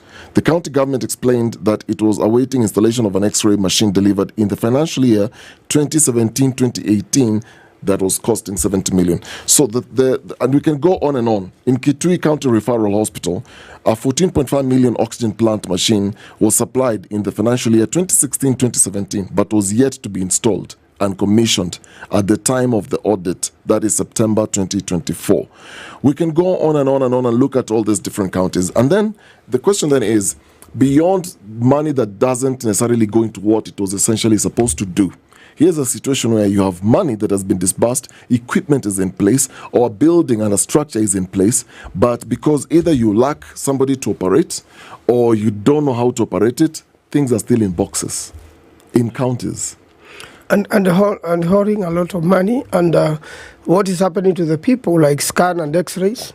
You go to hospital, which is supposed to be, cheap, and a shower and all that, and then you are sent to a private hospital where the same things are functional. The same machine is in that The same machine is functional. There's a radiographer and all those people. And then you can imagine what it is, because Kenyans are suffering. Kenyans are not being served by devolution. There is total disorganization. And I think counties should be left to handle their affairs. You see, the national government buys or leases and puts that machine there. It has no operator. It doesn't have the proper buildings. You do the buildings, you find that there are a lot of pending bills. There are people who did all this infrastructure. They have not been paid for years, so they fail to come and complete. And therefore, things stay there for 5 years. You know, one governor after another. I think it's terrible. And as much as we can pretend that things are okay in Kenya, things are not. So these units, the units of devolution are the counties. The agents of devolution are governors and their deputies. And then we say that those who are in oversight for counties are senates. Has it then failed? Has devolution failed if, from what you're saying, it has not worked? I mean, Senator, come on. We've seen situations in the country where that because of devolution, we've seen parts of this country develop in a manner in which they never did.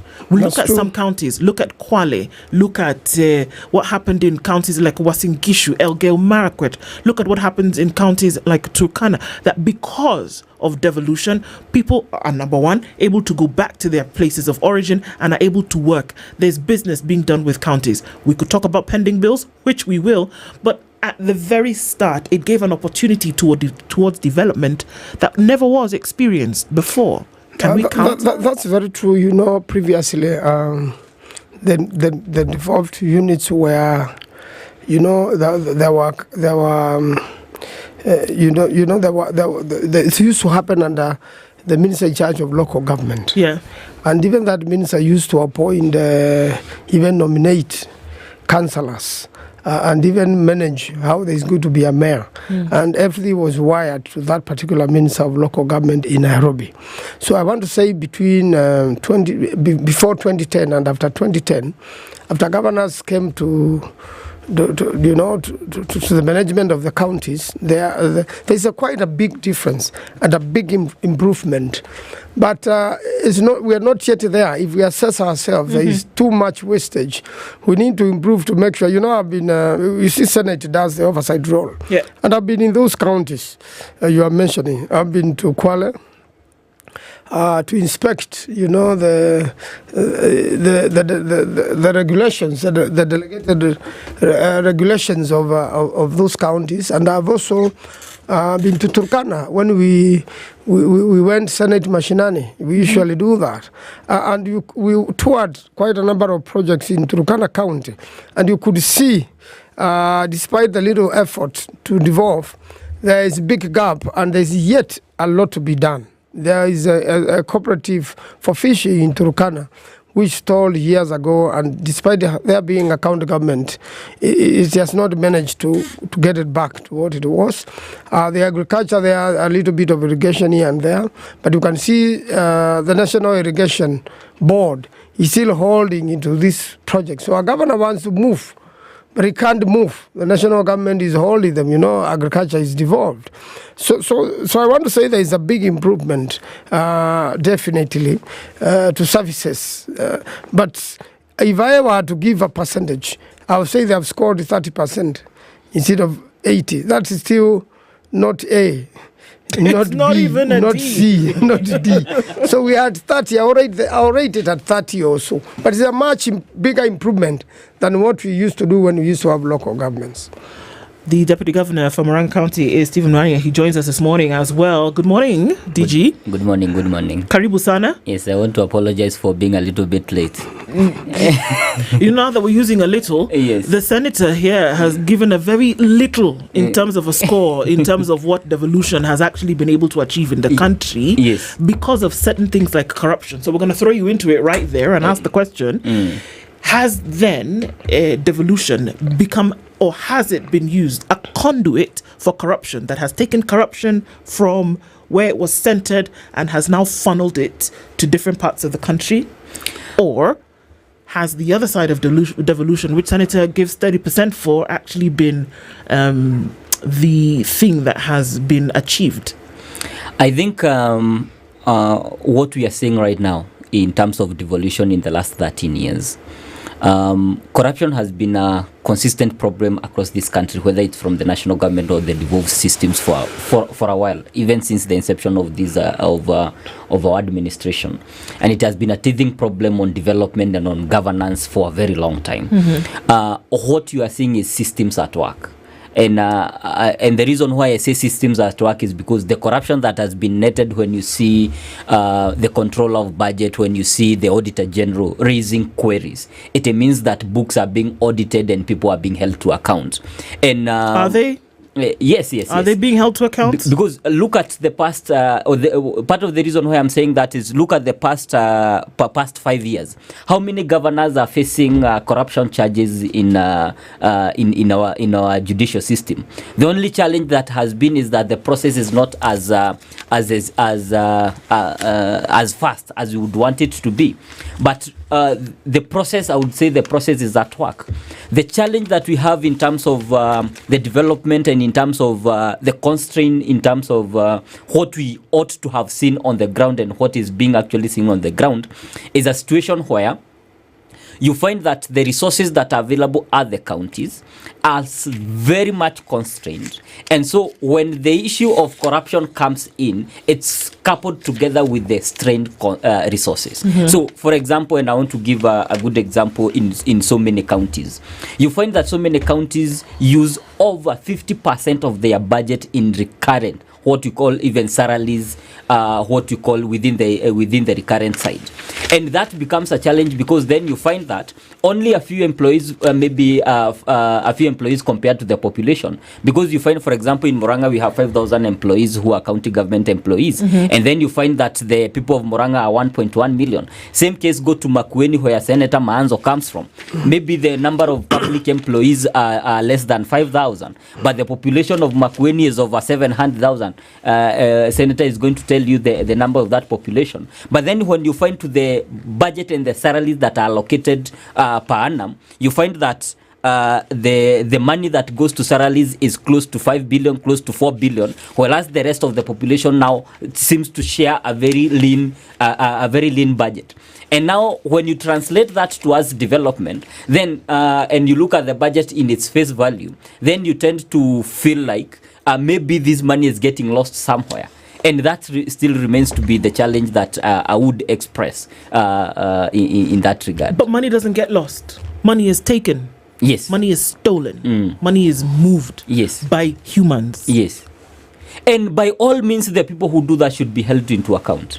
But the challenge that we are facing right now, and I want to put it very categorically, because county governments are under a lot of pressure to be able to perform.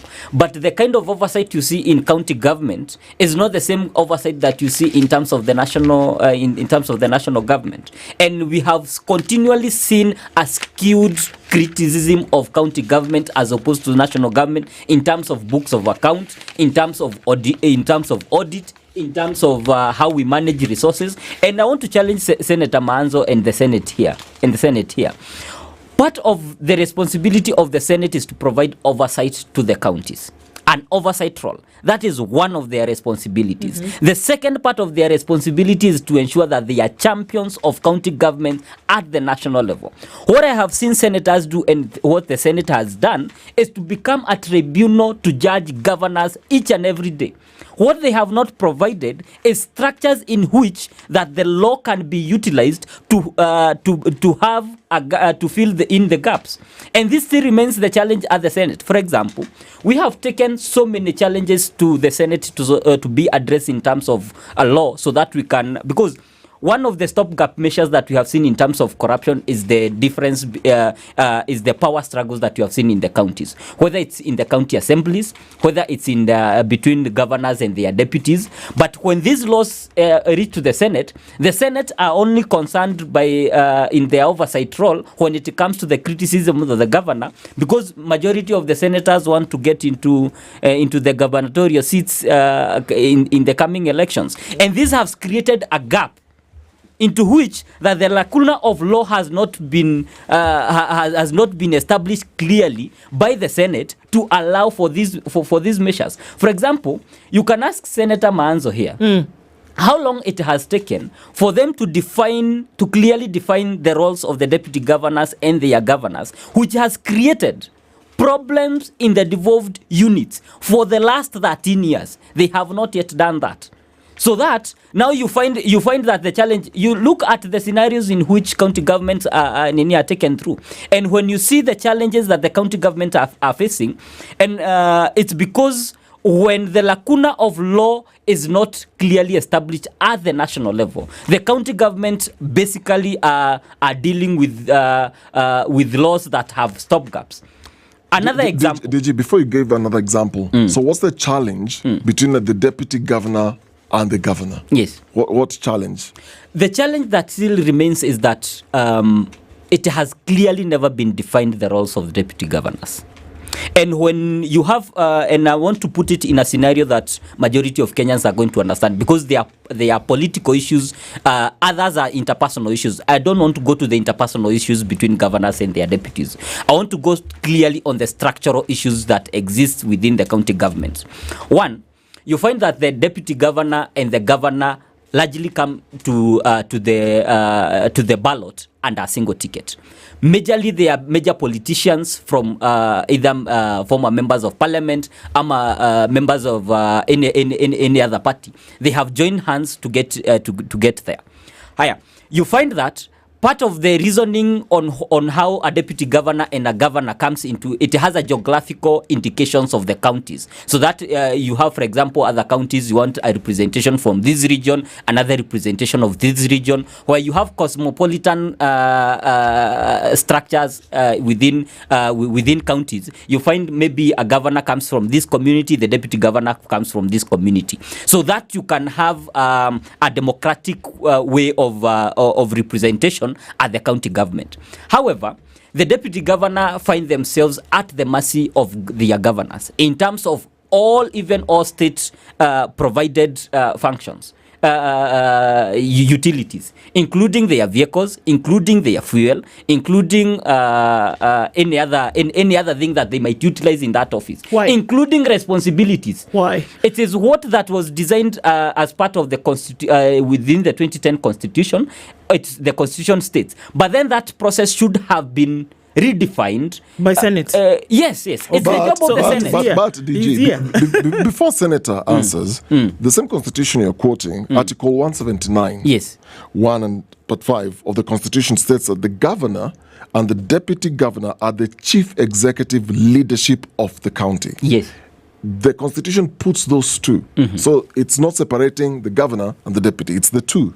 So you are the chief executive leadership of the county, working together to run the county executive committee. Yes. Then the next part is the deputy governor is the principal assistant to the governor, meaning you are working together and assisting the governor according to this framework in the Constitution. So what then you're saying, the core functions, because you took an oath of office, correct? Yes. So you understand your role as the deputy governor. So how then should it be redefined in the Constitution, your role in the county between you and the governor? That's why I'm trying to understand, because the Constitution actually gives and defines clearly what your job is and what your role is. Let me get there. Can I assist The first? senator is here. First, I want to say that the deputy governor from Muranga is a very lucky deputy governor because he has a reasonable governor and the governor is very fair. And similarly, that's a culture which has been created in Makueni. Kibutha Kibwana and the deputy, though towards the end they had political differences and it was nasty.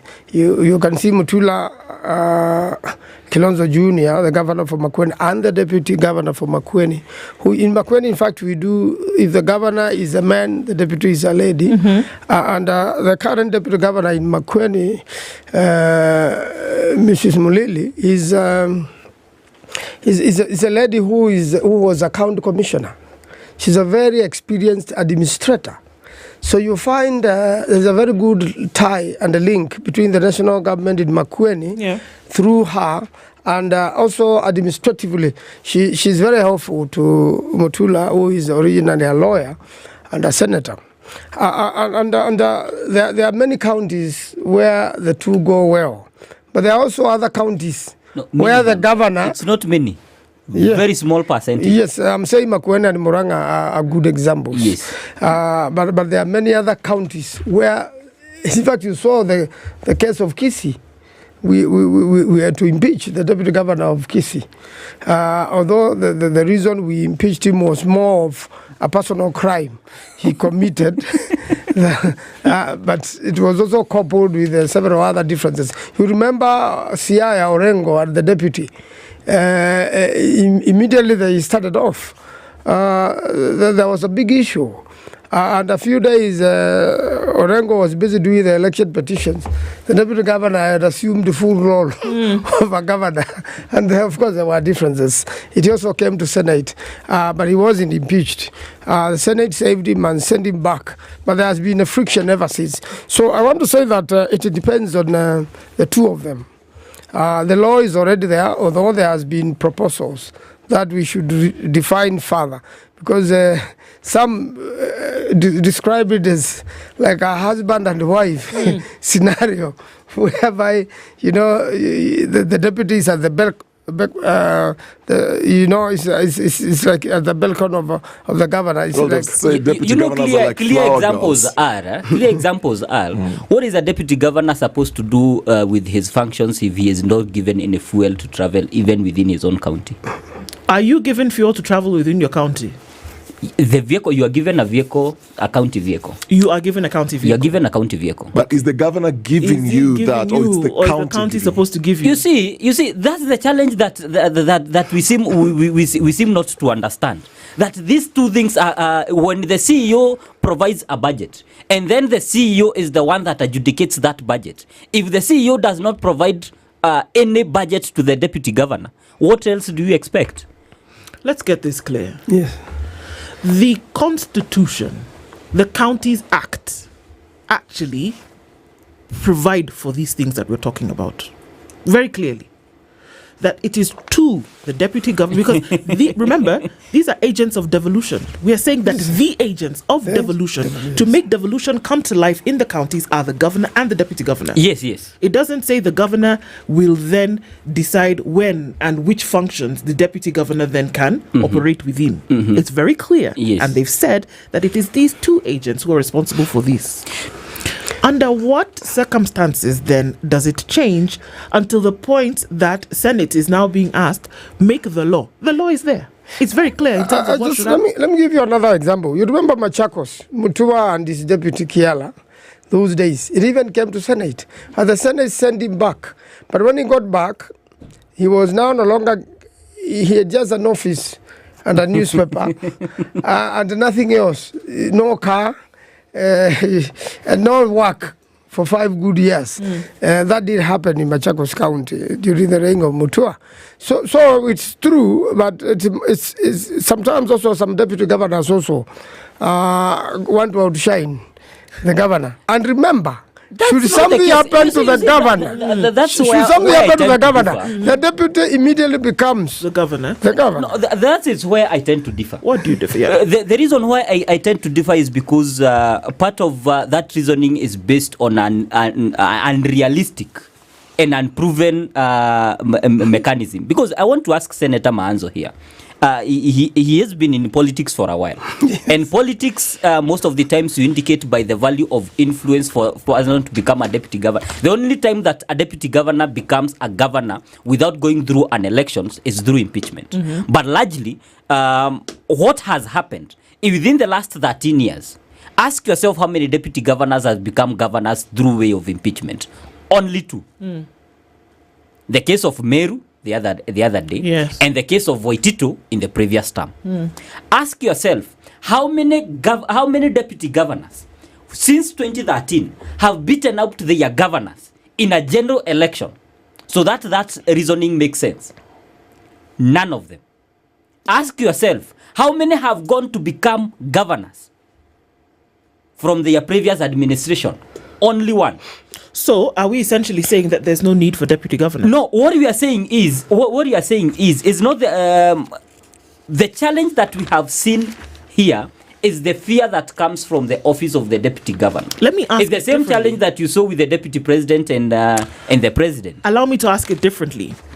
If for the last 12 years now, going into the 13th year, that there has been this push and pull. There are questions, the deputy governor is not doing this. I can only do this if the governor is not around. I can't even sign checks. I can't do whatever. County functions have been going on for those 12 years. Yes. With governors complaining. They've come together. We had a famous case of the Nyeri deputy governor at the time when she was basically locked out of office. They didn't allow her to essentially do anything because of a tiff that she had with the governor. County functions continue. So the very difficult question of if there's this constant push and pull between governor and deputy governor, but county functions are continuing, is there a need for deputy governors? I think the biggest challenge that I can be able to indicate is what we have seen, and that biggest challenge, it has been there across counties. And I want to give a clear example with what I have seen in my county in the last while remembering the question of whether there is actually a need that's for what I want to governors. that's what I want to explain. In the last 10 years, Murang'a County has had warring deputy governors with the previous governor. We am the third deputy governor, whereas there is only 2 governors in the county. The challenge has always been on those functions. But then I want to also to challenge about the functionality of a government when you have 2 warring parties at the head of governance. And then you look past that and you look where governors are working together with their deputies and how effective that county government is. And I'm going to give an example with myself because we have a very good working relationship with my governor. In terms of being a principal assistant, I'm effectively the principal assistant to the governor, leading county executive meetings, doing all the work that is supposed to be doing in delivering towards the manifesto that we give to the people of Murang'a. And what we have seen in the last 3 years is effectively good governance. I don't want to toot my own horn. You are going to tell me how we are doing in Murang'a. But generally, we have had a very good working relationship, and that has translated to service delivery. So what I want to indicate is that is not that the absence of deputy governors that things would go smoothly, because then you would find the same scenario would then arise with county executive members, because the same issue still arises in counties. It's only that it is not in the media that county executive members are in tussle with their governors in terms of executive the functions of the county. And so you see this challenge that arises. The same case you see county assemblies and the governors having quite a challenge in terms of, for example, you saw the situation in Kericho. The governor stood up and said that now we are going to dissolve the entire county government because now he is in the second tranche of impeachment in the last 1 year. And so you see that the tussle is not based on the structures. It's based on how administrative functions are handled from the executive and how governance structures are translated. So how would Senator Manzo and the Senate come in to solve that problem? Because Senator Manzo and the Senate are the people we go to when we want to find legal challenges for the counties. So sorry, Senator, I need to understand how you would come in to solve this problem, which seems to be a character issue and not necessarily a law issue. We have a committee of devolution, and we also have a committee of national cohesion, which I serve within the Senate.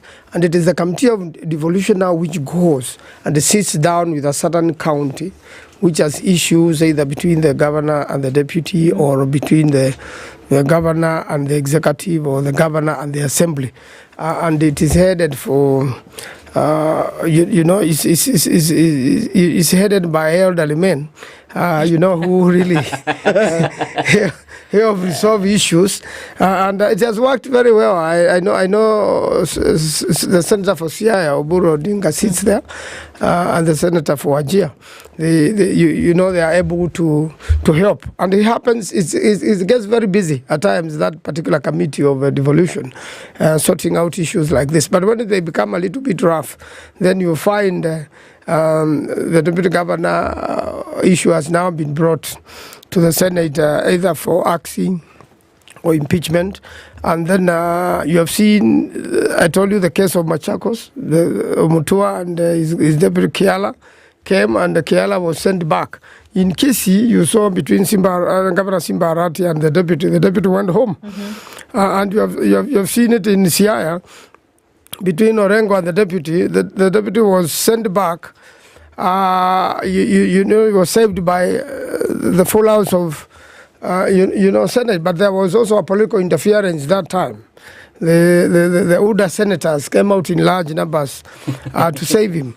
So those problems do exist, and quite in a number of times the Senate is seized of them and does a lot, quietly through that Committee of Devolution or the Committee of National Cohesion to make sure that there is smooth operation in different counties. It seems to me, Senator, and also DG, it seems to me it's and we've had these stories before, because we earlier had the conversation of when you're talking about corruption and looking at the books at the county level, and it trickles down from the national government. They're also doing the same corruption, but the spotlight is more on now counties.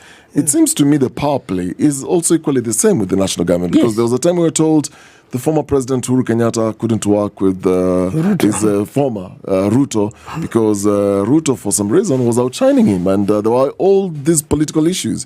And then later we see the same thing happen again when now Ruto becomes president with his former deputy Rigathi Gachagua. Same thing again. Looks like then at the county level, the constitution really has addressed itself to their roles, the core roles. And as the assistant to the governor, the main deputy, his work is to coordinate county departments. Am I correct?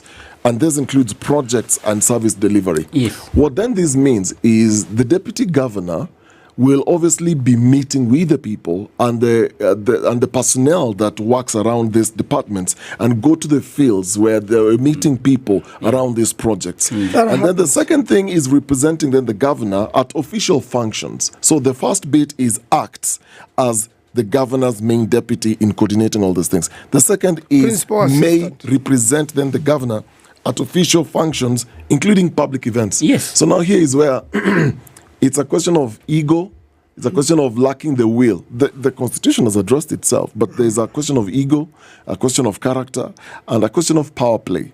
I think what you are clearly defining is the extent into which we have implemented devolution in the last 13 years.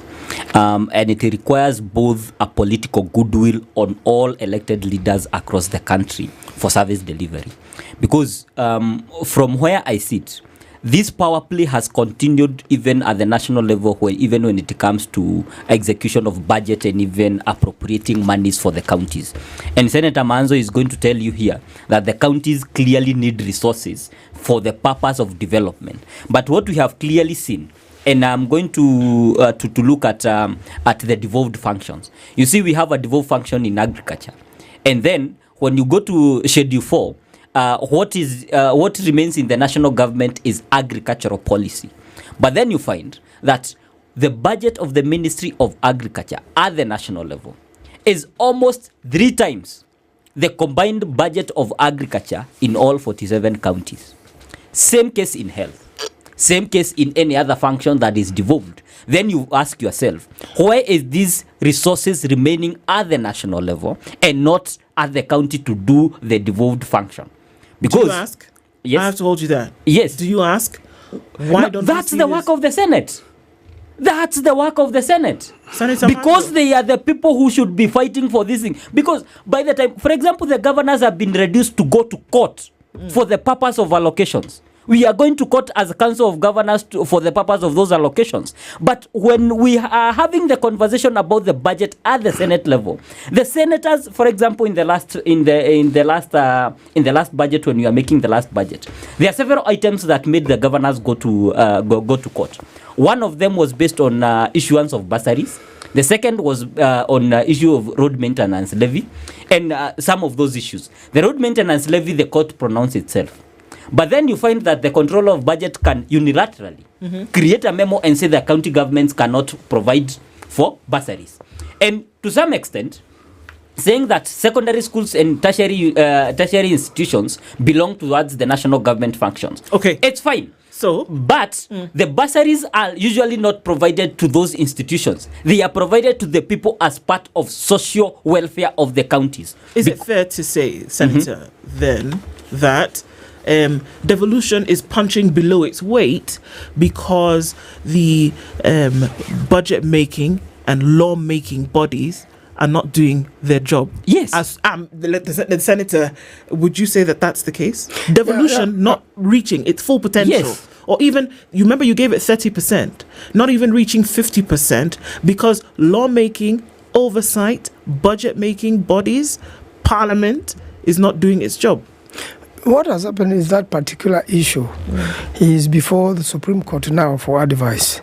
Because as senators, we felt that a lot of that was being done by the National Assembly and not the Senate. And by the time you get what you call Division of Revenue Bill, but it's already determined at the National Assembly and there is very little you can change.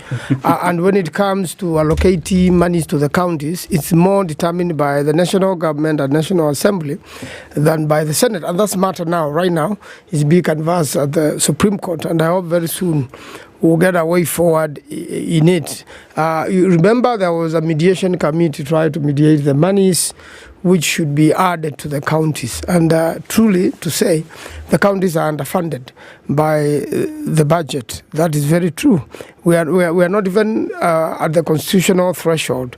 And I think there should be a deliberate effort to do so. But at the same time, and I have had an opportunity to visit with the Committee of Education, and we are finding that the counties are supposed to deal with the tertiary institutions. First, the ECDs, there are certain standards which must be there for the children, as we did with the Proverb. Yeah. You must get it right. You have seen children suffering. You saw the story of Tharaka. You know, children in horrible classrooms. The County Governments Act provides how that, and what that ECD school should look like with the two classrooms, with the clean washrooms, and what should be provided for the benefit of children like that.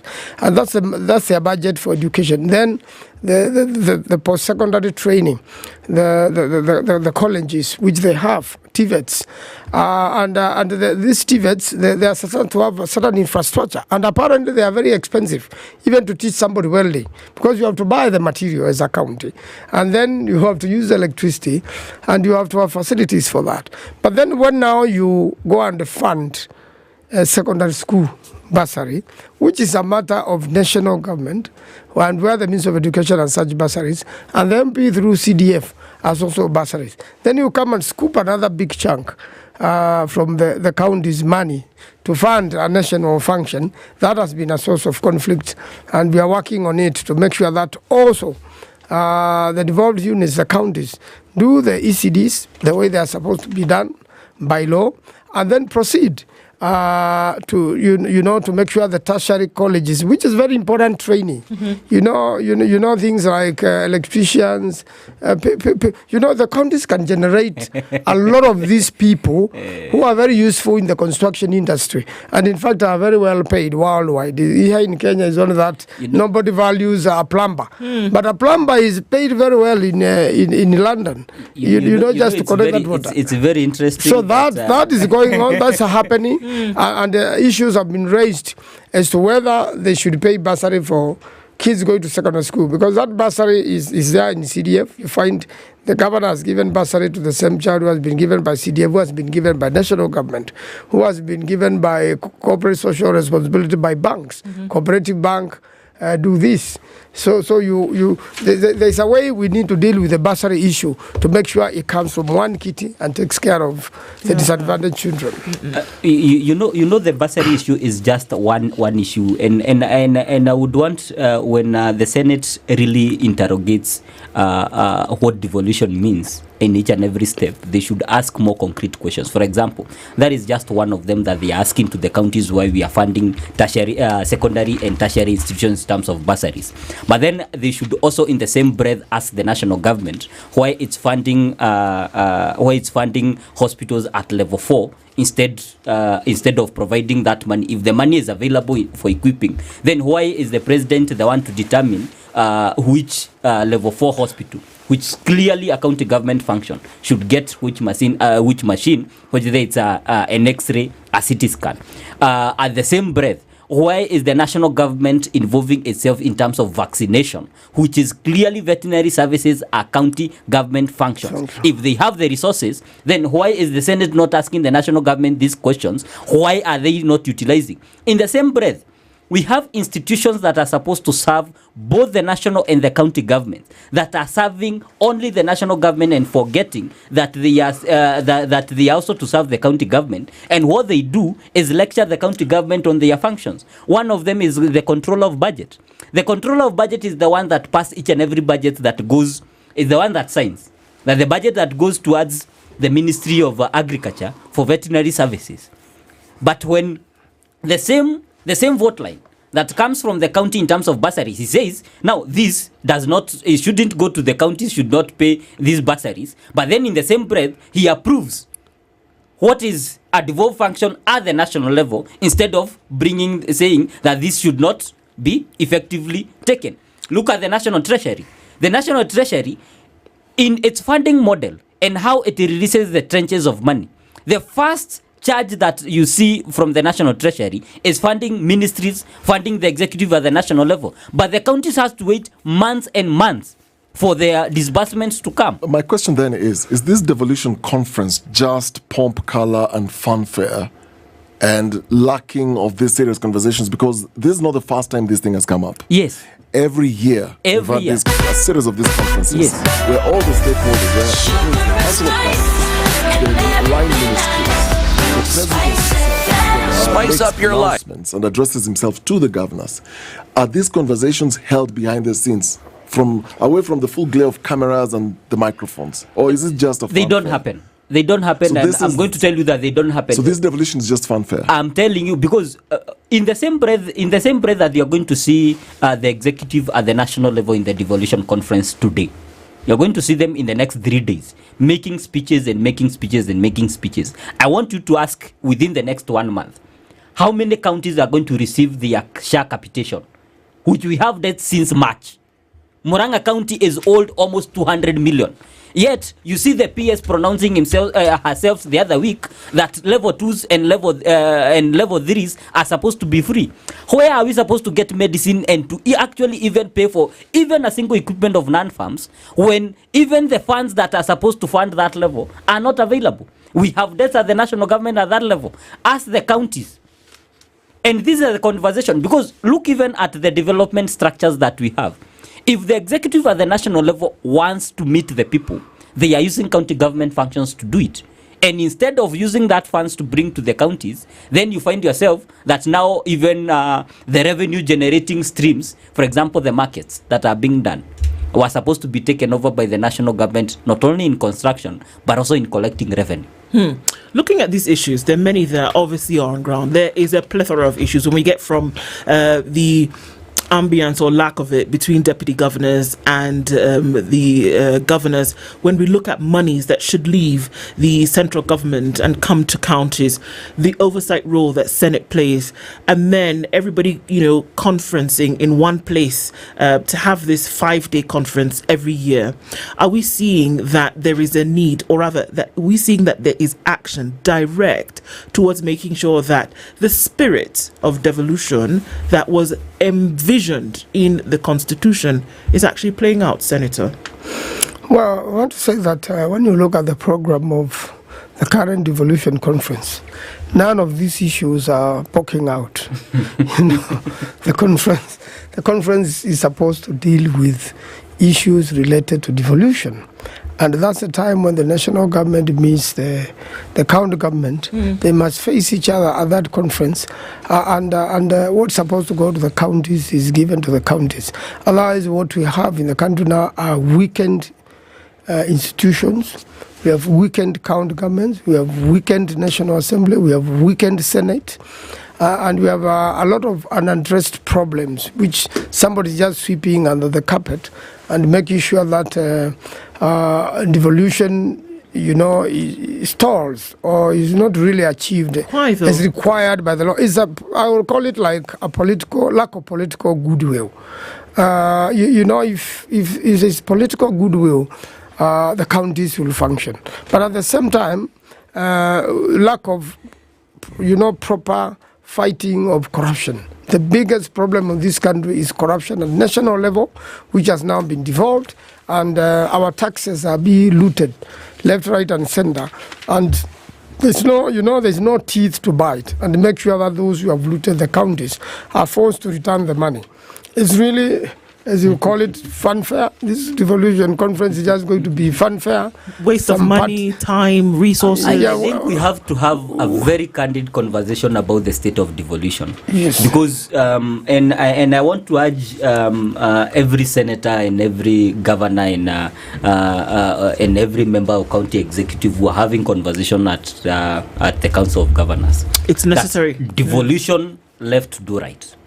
Can change the face of this nation. Because you see, for example, in where healthcare, for example, did not reach during the National Assembly, during the provincial system, you find that right now people are getting adequate healthcare with the devolution. And so once devolution and development goes to the grassroots level, then at that juncture, then every Kenyan can be able to receive services. Okay. Well, it's necessary to have face à face en français, as we say, conversation about this, because absolutely necessary. Absolutely. It seems, weakened institutions are definitely not agents of anything. Yes. And so this conversation is front and center. We want to thank you for being here this morning. Thank you. And I know that you're probably now dashing off to Homa Bay. Yes. To join the fanfare. I left the fanfare. Senator for the Republic of Kenya from the county of Makueni is Senator Dan Manzo, and the Deputy Governor of Murang'a County, Stephen Munanya. Thank you so much, both of you, for being here. It continues. Asante sana.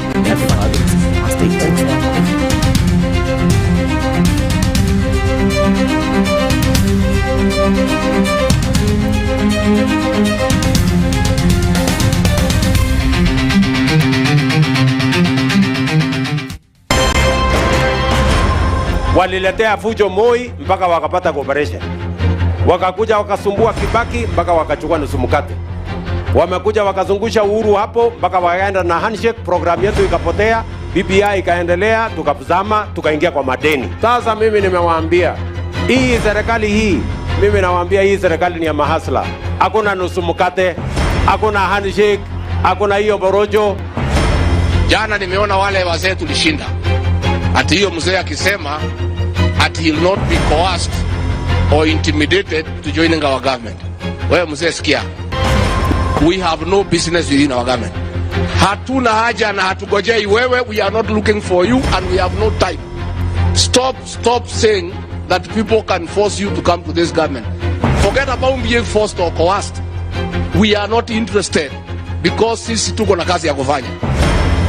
Kama kuna mtu ako na namba ya William Ruto, arekodi hii video mtumie.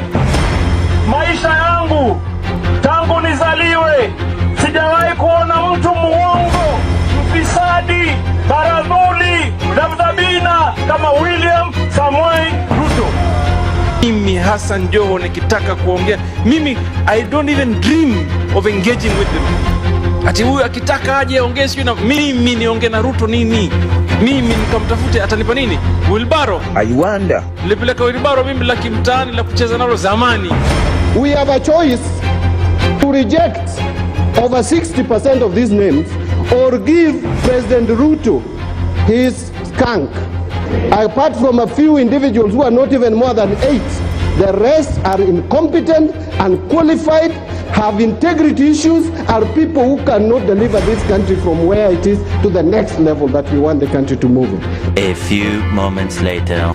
Now forwarded the name of John Mbadi Ngongo to the Ministry of National Treasury and Economic Planning. The Honorable Hassan Ali Joho, Ministry of Mining, Blue Economy, and Maritime Affairs. The Situation Room, Kenya's biggest conversation. One of the things that are ailing our country is negative ethnicity. You find you as a state officer, instead of thinking as a Kenyan, you think like a tribal person. Let me tell you something. The biggest problem we have had in this country is a leadership deficit. There is nothing that you are going to do in the process of change if you are not a risk taker. So you really have to pursue your vision to a logical conclusion and even be ready to step on people's toes. When it comes to the economy, you can run away with it. They say statistics are like bikinis. They reveal a lot, but they conceal the vitals. And so government people would throw statistics at you and tell you they're revealing a lot of information to you, but it's really concealing the real vitals. We need to get out of that, because when we want to grow our democracy, one basic thing that really requires to be understood by the political class, by all of us, is institutions are critical. This is the Situation Room, the only way to start your day. Good morning, and I love your show. Thank you. Having come from a Kikuyu radio background, I migrated to Spice because of the content.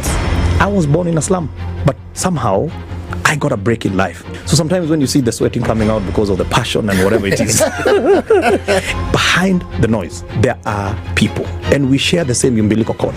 It shouldn't be like that. I am so disappointed.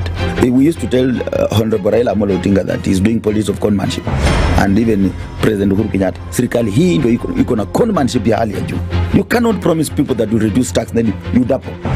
In politics, there is the issue of trust. For you to turn around and then stab the same people who gave you that trust, there is no other level of dishonesty. Imabo, utaona dunia tu. The Situation Room, Kenya's biggest conversation. Mature, intelligent talk every morning. Spice up yourself.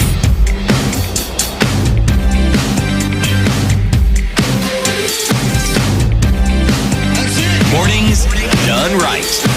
94.4 Spice FM, Nairobi.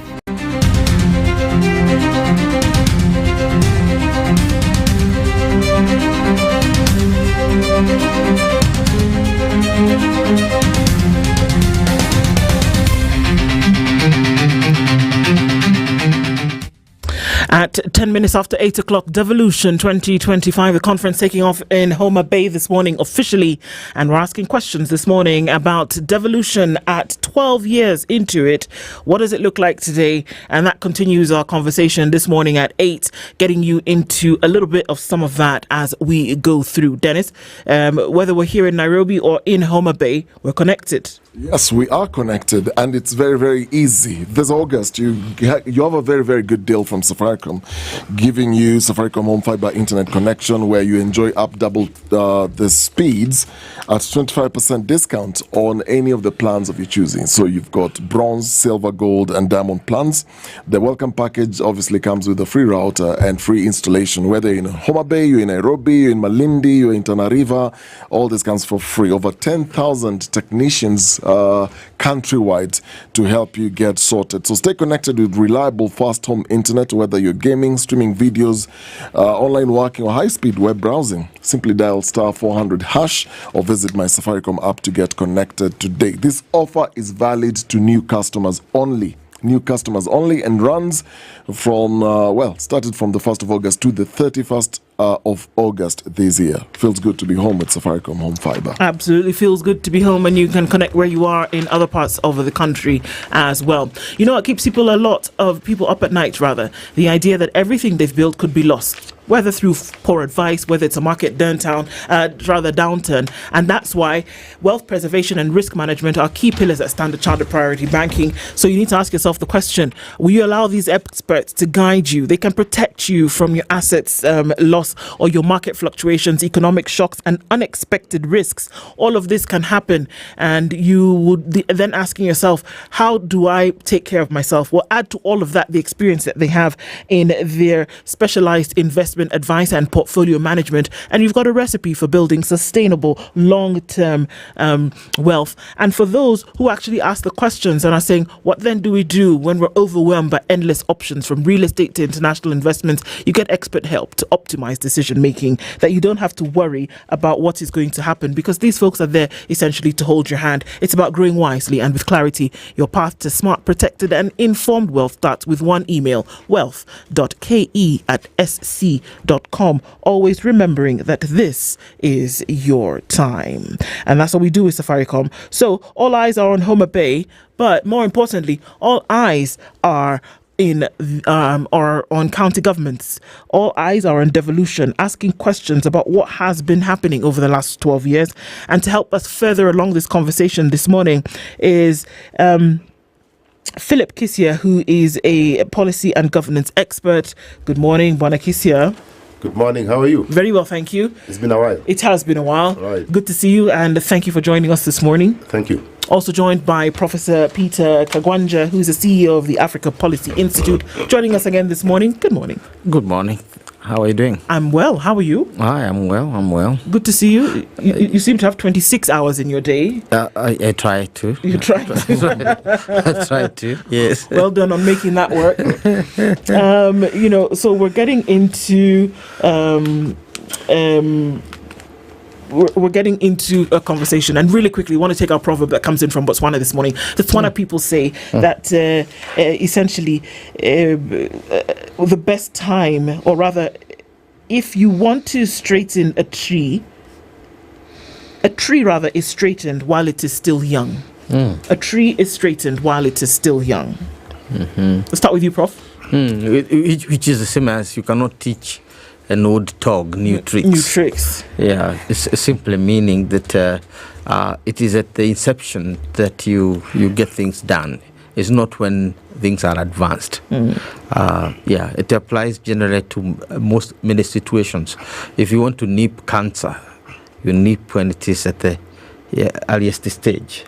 After that, you can deal with it. Again, in the context of devolution, you're going to see if we allow certain traits to go on, they'll become the norm, and it'll be very difficult to get rid of them. I think that's why we get, essentially. Wanakisia? Well, my understanding of that is that if you must fix something, fix it at the initial stage. Fix it when it's still tender. Fix it when it is still small.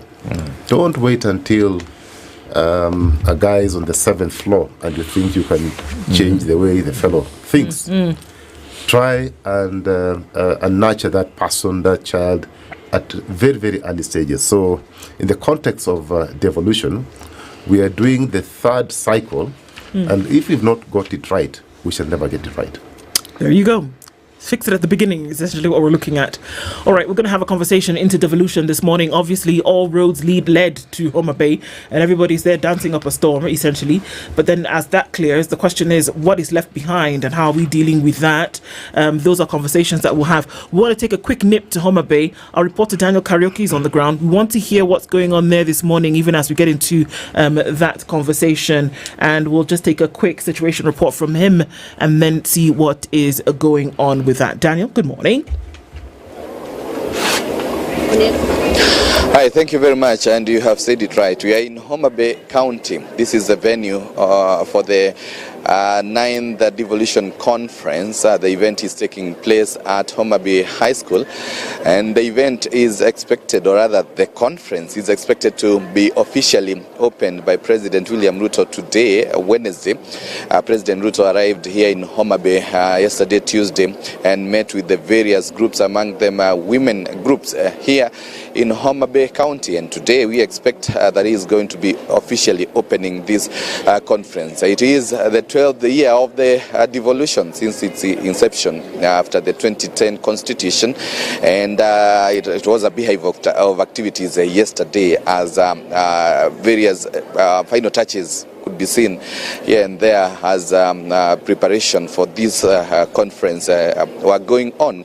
And today, as we expect the president to officially open, and also there are several issues that are going to be discussed. They are going to be having panel discussions, and today the theme for the day is good governance, and this being something that has for the last 2 years seen a lot of push from the civil societies as well as activists as they push for good governance. Remember last year we had demonstrations that were pushing for good governance, and also this year we've seen the same happening, and so I think that's the reason that has been given priority today in the panel discussions, and as they aim to have a good governance day in their discussions. And then tomorrow we are going to be having the former Prime Minister Raila Odinga, who is going to be giving a keynote address, and tomorrow's discussion, or rather tomorrow they are going to be focusing on human rights and justice. This is also something else that has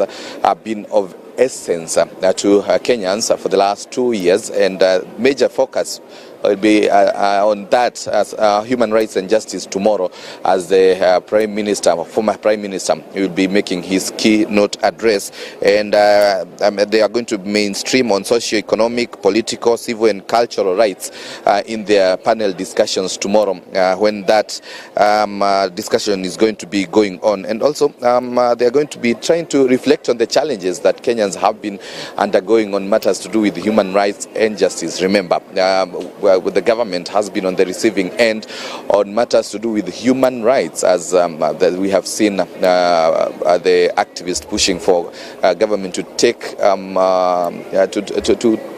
to respond on issues to do with human rights, because they say they have been ignored. Human rights have been ignored by the government. So that discussion will be held tomorrow, where the guest speaker is going to be the former Prime Minister Raila Odinga, who is also an ODM leader. Remember, it is coming at the backdrop of a lot of discussion to do with human rights, when you remember the statement by President William Ruto that police officers can shoot demonstrators, or rather those who are destroying properties, on their legs, and it generated a lot of discussion from the human rights activists. And so that topic tomorrow will be much delved into by the former Prime Minister, who has criticized the government of human rights information and human rights calls. And then on Fridays, when the conference is going to be officially closed by Deputy President Professor Kithure Kindiki, and that day they're going to be discussing about financing equity and inclusion.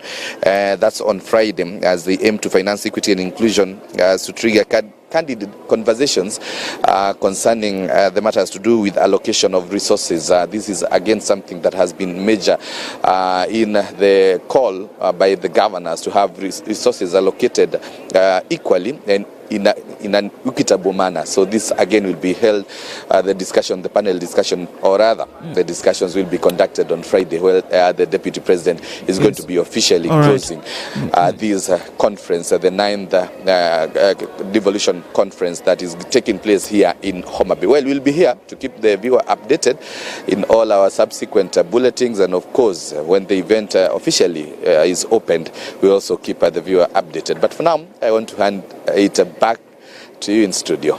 Thank you so much. Daniel Karaoke is our reporter there in Homa Bay, and looking at things as they start to rile up this morning, and then getting into you heard the president will be there this morning, and former Prime Minister Raila Odinga then joins tomorrow, and then the Deputy President Kithure Kindiki will then join at a later time.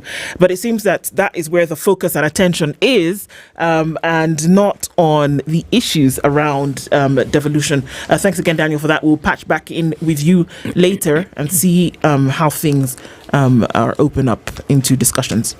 Gentlemen, it is around this time that just about 2 years ago, the same former Prime Minister made a statement. It was at the Devolution conference that a statement was made directly to the former US ambassador to Kenya, Meg Whitman, in terms of their involvement in Kenya's politics, and asked to stay out of things. And it seems that things have changed since then.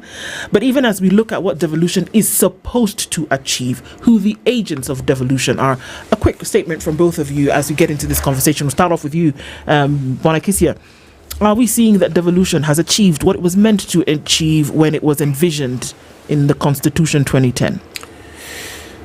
Thank you, Ndu. I think the question really should be whether devolution has actually achieved what we had set to achieve, given the new governing model of the counties, which were municipalities. Devolution, of course, if you look at Chapter 11, Article 174 and 175, 174 talks about the objects, why devolution.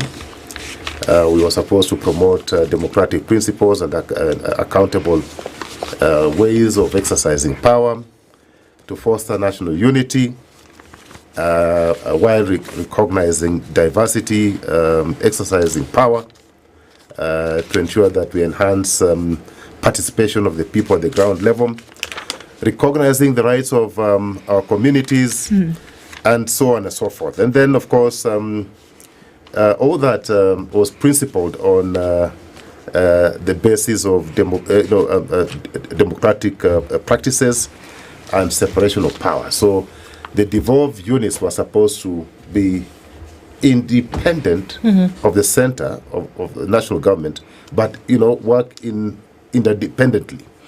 And then, of course, there were supposed to be checks and balances. So if you ask me whether those have been achieved, leave alone the plans that were set, the goals that were set by each and every county. Have those been actualized? I would say to a large extent, no. They've not been actualized. They have not been actualized. If you look at the Constitution, what the Constitution had set for the counties to achieve or to deliver, and then when you look at what plans had been set by devolution cycle 1, because now we're on the third cycle. So if you look at from the third cycle, second cycle, and now on the third cycle, if you look at the resources that have been deployed at the counties vis-a-vis what has been achieved, I would say on a scale of 10, the achievement is 3. That's interesting. The senator from Makwene County was here, and he said actually 30%. So it's around the same. It's actually the same thing. That the outlook is that what was supposed to have been achieved by this time, 10 years plus 2 later, it should have been, much more. So 2 out of 3. I don't know what it looks like with you, Prof. 2 out of 3 say 30%. Well, I would look at it differently. Not because what Philip is saying is wrong, but because you get answers to the question you ask. That's the order of things. So if you ask the wrong question, you get answer that you can grade.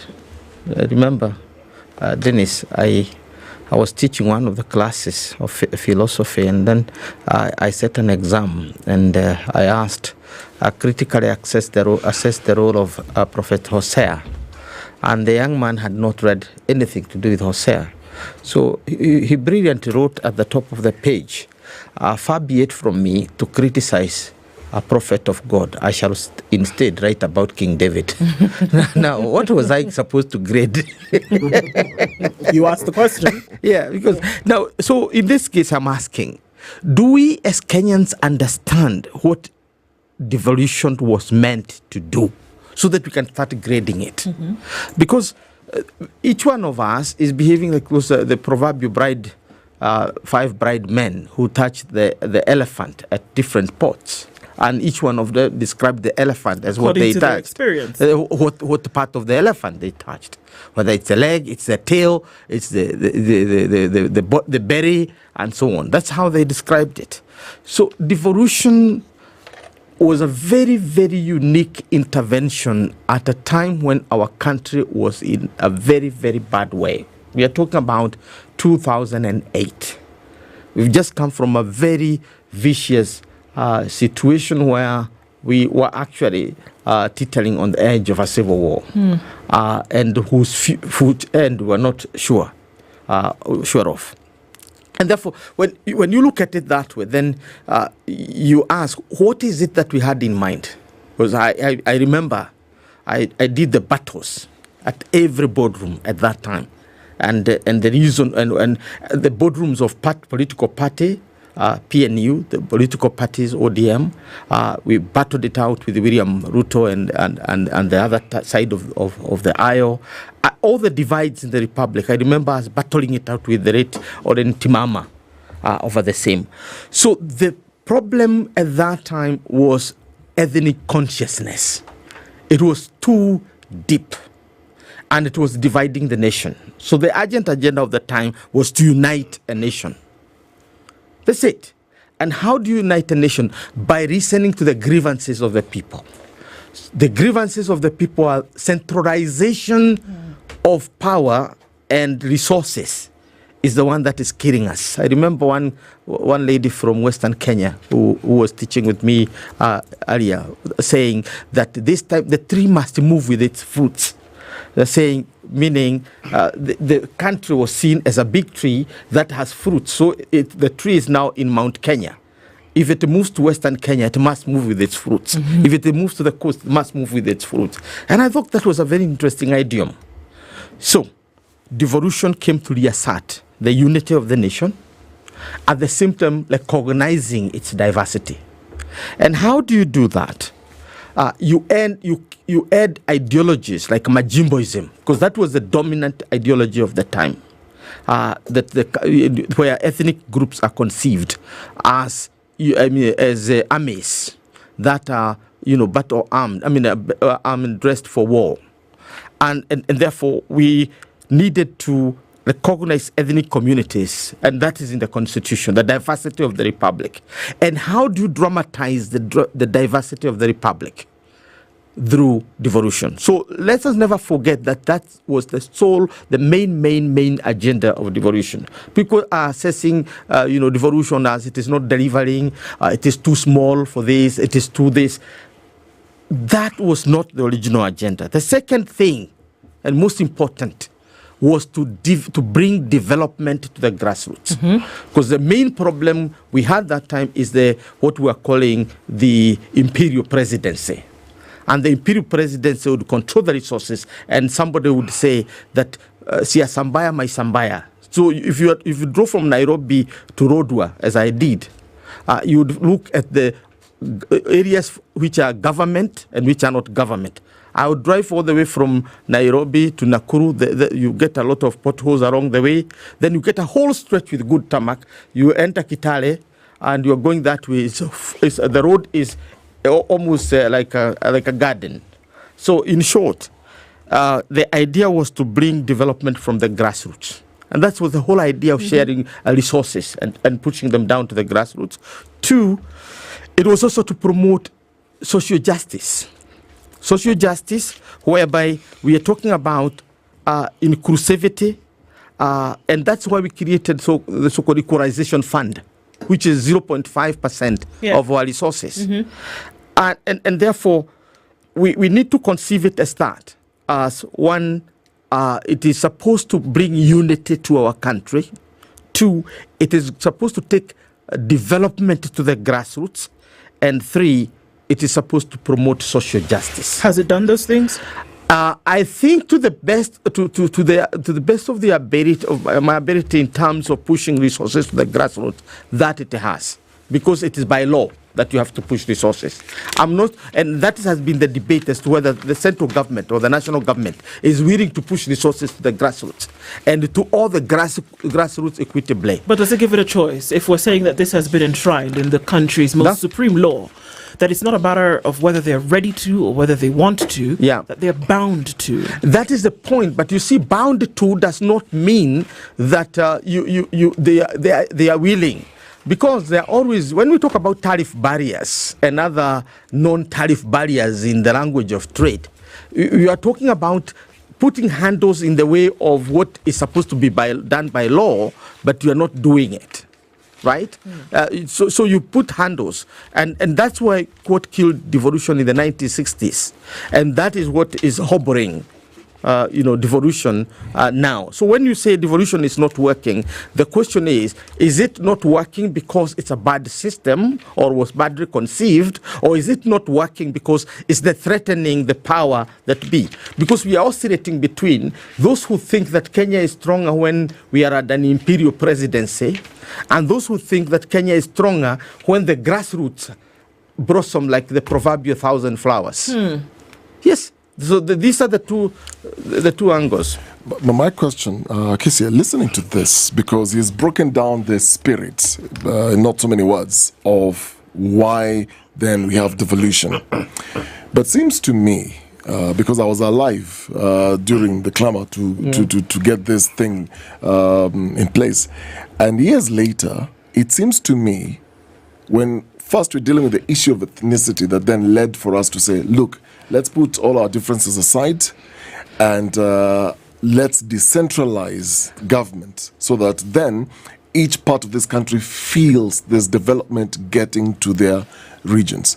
But seems to me, years later, I look at the issue of ethnicity and I'm wondering, are we backtracking? Are we going back to where we were coming from and we didn't want to, and initially that's not where we wanted to go to?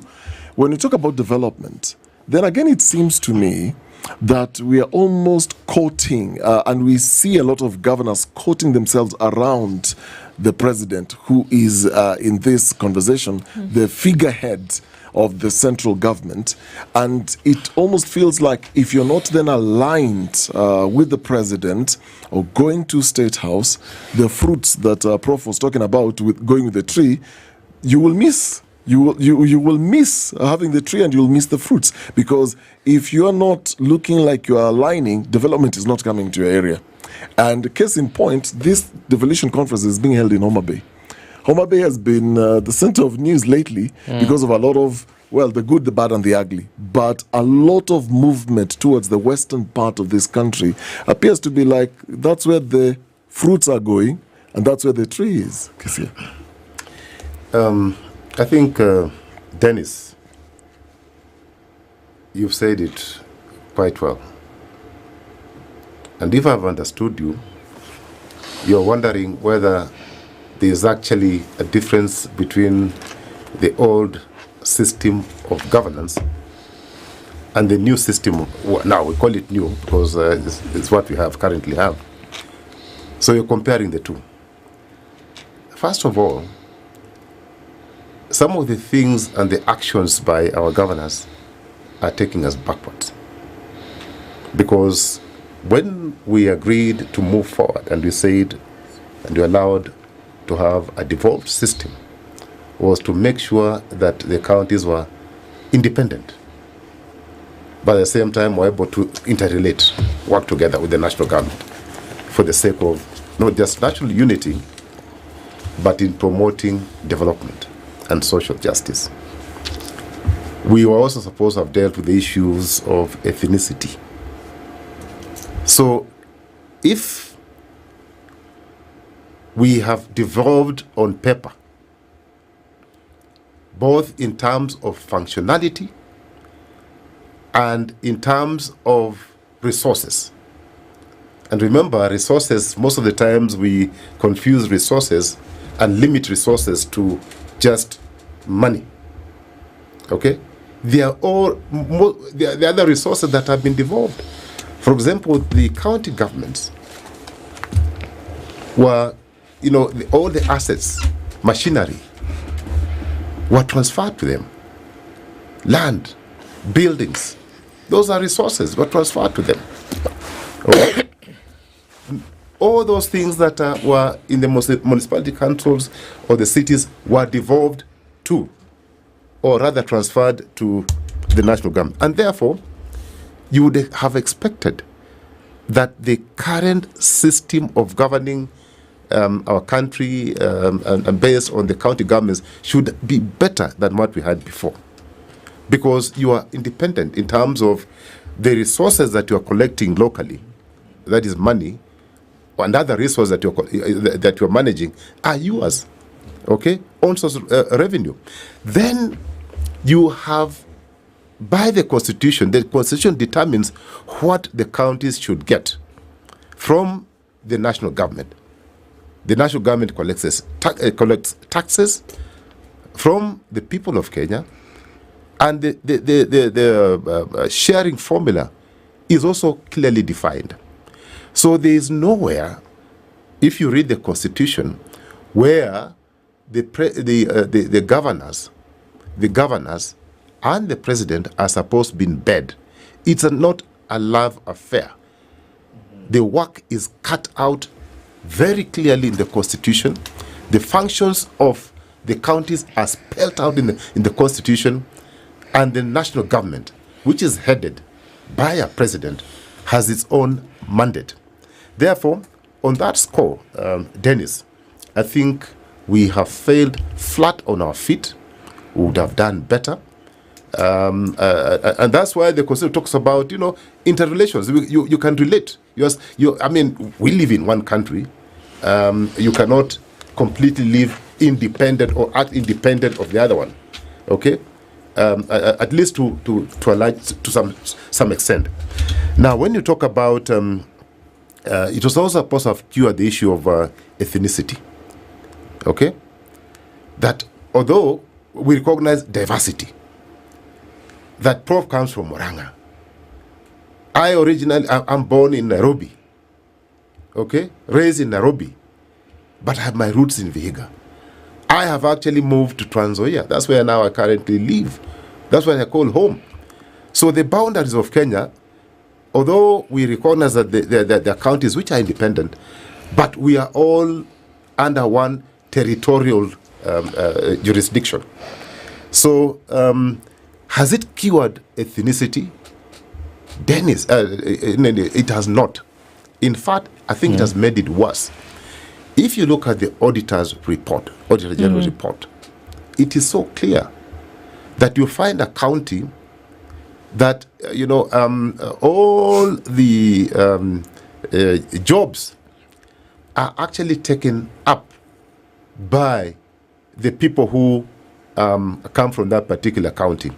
Whereas the Constitution had foreseen a situation where I think is about 30 or 40% of those jobs being given to other people from other counties, so that we can promote national unity. But my biggest concern is not even that people from other regions have not been integrated properly into the county system. My biggest challenge, Dennis, to date, my biggest problem is that by the end of the third cycle of devolution, Dennis, we would have transferred as a country, as a nation, 5 trillion Kenya shillings by end of the third cycle, which is in 2027, in another 23 months. Now, transferred 5 trillion to the county. Yes, since devolution, since 2013. Since 2013 to 2027, we would have transferred, we would have given the counties almost 5 trillion Kenya shillings. That projection is based on the fact that, let's assume we don't have the kind of debts that the national government is servicing. You see, the Constitution is very clear. It talks about percentage of the previous audited accounts. Yes. So whether we have debts or not, that should not be the problem. Be the marker. That should not be the problem of the counties. That should be dealt with by the national government. Okay. It is the national government that continues to incur debts on behalf of the Republic of Kenya. So they cannot say that we are heavily in debt, and therefore what is rightfully to be transferred to the counties cannot be transferred because of the debts. It's a percentage of the audited revenues of the previous financial year. Full stop. Debt or not debt, transfer the money. So once the money has been transferred, like the government has been transferring, but not adequately, not to what the Constitution has spelled out, what have the counties done without money? 5 trillion is a question Kenyans should be asking. Okay, should we be able to see? I mean, let's just jump off that money, because it seems that we circle around it, isn't it? That if money were the drain, we keep circling around that, and that we talk about things happening whereby corruption then is what has been devolved. The use of money then becomes an issue. The movement of resources from central government to the counties. Should we not be able to see 5 trillion shillings around the country in terms of development if we're going by, number 1, unity, number 2, development, and number 3, social justice? The development, 5 trillion shillings is a quite hefty chunk of change. Would you not see that 5 trillion shillings would be seen around the country? Thank you to Philip for that, because minds work better when you have something to hold to. For example, you have a figure, 5 trillion, that has gone to the counties, that should have gone to the counties, maybe has gone, and the big question is, if we're doing the audit for the years that we have had devolution, what would do for it? So this is where this whole idea about grading it only 30%, which is 3 out of 10. Comes in, because you've not really gotten the worth of your money, given the much that has been spent. But again, I go back to the old argument that when it comes to development and resource and the question of resource, we are having a problem of conceptualization. And the problem of conceptualization is the dichotomy between resource mobilization and resource allocation. These are two diverse concepts. And the big question was, in the matrix of things, when devolution was conceived, was it meant to be receiving resources only, or was it also to generate resources? And I think what Philip has said, and I think that's really the take home for this particular forum for me, is that all the resources were devolved to the government. It's the counties that have lands. The central government doesn't have lands, except the lands that are now saying these are government lands. All the factories that were there were in existing counties. When you talk about water, it is in certain counties, and so on. So you can say, generally, that resources are in the hands of county governments. Not only that, developments that had already occurred in certain counties. In Mount Kenya region, we have 10 counties. We can only possibly count about 2 or so, which we would call poor counties. Tharaka Nithi, possibly, because of the drought and so on. Maybe lower parts of Murang'a and Kiambu, the lower parts. When you look at a county like Kisumu, Homa Bay and others, these are very wealthy counties in terms of resources. The same case with the entire of Western Kenya. Most of the Western Kenya, except maybe one part or here. So what was the point of devolution? The point of devolution was not to take the role of the Minister for Treasury or the Cabinet Secretary for Treasury, that yours is to receive and then distribute or put to use. Otherwise, why should we have had governors? What's the role of governors? Why couldn't we have representative of national governments in each county? Why go through the pain of electing Kangata in Murang'a or Natembeya in Trans Nzoia? Why do we need them? If the role is to wait for Treasury to channel down resources and then they distribute.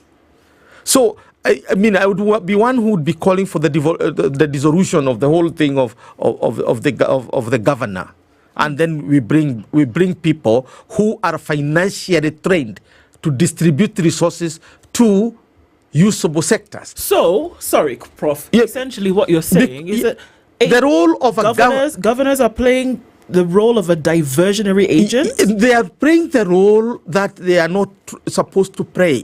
They are not to implement government funds in counties. That's not the point. Because William Ruto and his government can do that, because the Kibaki government did that, the Moi government did that, the Kenyatta government did that. So why are we to have this huge adventure and experiment into a governor? It is solely because, and this I'm saying as those who were on the boardroom when we were debating these issues about why do we need a governor? We needed a governor to generate resources. And therefore that gives the base to the national government to tax. And also resources locally. I'm happy within our county. Kangata accounted for us, and I'm not trying to play the voice for him here. That since he came to power in Muranga, he has raised 1.75 billion, which I think is very low given the size and the wealth of that county. It's extremely low, but at least he has taken a step to say, since I came, this is what I have mobilized. That Philip is where we looked when we were conceiving the devolution and giving it all the resources, land, water, minerals, and everything, was to create a unit of development that generate, not a unit of distribution. As currently the country exists, counties are simply units of distribution of local resources. Are you therefore surprised that the ethnic politics that we are talking about is revolving about the role of counties as distributive units rather than productive units of production? Counties need to be units of production. So in a whole Mount Kenya, which sits on a huge wealth, which has a history of development, we are now talking about 1 vote, 1 man, 1 shilling. I know this politically makes a lot of sense. And as a person with political ambition, it would be suicidal for me to say that 1 vote, 1 shilling, 1 this is not useful. But as a scholar, allow me to say that is not what we conceived the counties to be. When we give Mandela, we give Turkana and arid counties a lot of money. We conceived them as the weaker part of the country from an economic perspective. And we expected the governor of Mandera, the governor of Wajir, the governor of Garissa will put that money to use and begin exporting camel, goat, and cows to Middle East and other places. Do you think, sorry, Prof, yes. I mean, the things that you say, sure, that's what was envisioned. Yes. But in the agents of devolution, which are the governors, deputy governors, do you think that this is in their mind? Because it looks as though they've taken on an administrative role. Let's make sure that, salaries are paid. Let's make sure that cess is collected. Let's then make sure that the equitable share that then is, agreed upon by Senate and everybody else gets to us. Then we keep paying salaries month on month. This thing that you're talking about, but it's the same which problem. comes in own source revenue, maybe this thing that you're talking about, ensuring that counties are working and operating in a surplus. Yes, I don't know if that's the conversation they that's should going to be the had in thought. Homa Bay this morning. That's why we came today, and that's what I have problem with in what the debate going to Homa Bay. It is about hot dogs and dogs. One is a very dangerous canine, the other one is a quick snack. Now, what we are having in Homa Bay is a quick snack. It's about inclusion, it's about social justice. But social justice based on what? Social justice is based on using the resources that you have and then using the resources from the central government to do core developments. That was how it was conceived. You do core developments. Now, but the problem we have is itself generic, and that's the issue, the question we were raising. Whether there's a problem of conceptualization of the same. Because implementation of the constitution, of this constitution, required that there was massive civic education, very deliberate effort to get the Kenyans to know what this constitution is about. But have the two successful governments done that? The government of Uhuru Kenyatta and the government of William Ruto. They have not done that. Why? Because they were not the ones who gave birth to the constitution. So you have a child that you are bringing up a child that is not your child. It's interesting, Kisia, what he's saying, and going back to the issue of revenue. Counties are entitled to equitable share of nationally raised revenue. This is in the Constitution. This is not a suggestion. It is there. The issue then of counties coming up with their finance bills and then seeking ways to raise their own revenue is equally there. Now, when we come to this equitable share, depending on the county, because there are counties in this country will say they are producing counties, and there are counties then will argue and say they are consuming counties. Now, each county is different in terms of how much they collect in terms of revenue. There's some that go as low as 10%. There's some that have a budget that exceeds what they collect. And each county seeks to remedy this by coming up with ways to collect revenue. Is it a fair assessment if we now go back to the letter and the spirit of the Constitution, talking about governors and this question of revenue, as Prof is suggesting? Well, Dennis, allow me first of all to very quickly comment on before I go ahead. Address the questions that you've raised. And I agree with Prof that when we conceptualize this new model of governance, we were not hoping that they would be turned into consumption units. We were hoping that they would be turned into some productive units. Okay? And when you talk about independence, you cannot be independent if you cannot feed yourself, if you cannot finance yourself. So we are on the third cycle of devolution. And most of these counties solely depend with the transfers from the national government. A big disaster. So there are two things there. One, that those units are not viable units. That's a fact. I'll not mention names because people will be waiting for me out there to lynch me. Most of them are not viable. If you are running such an entity in private sector, it would have been closed down yesterday or day before yesterday. Okay? Secondly, is the issue of the quality of leadership in those counties. Dennis, you are in private sector. Can you imagine a situation where a demagogue, a failure, a thief, corrupt, incompetent fellow is handed over a blue chip company to run? The smallest county in the Republic of Kenya since 2013, Dennis, has received over 30 billion shillings in the last 12 years. Over 30 billion from the national government. In private sector, that is a company that would be run by the best that you can find. But what are we doing to our counties? We have exposed our counties.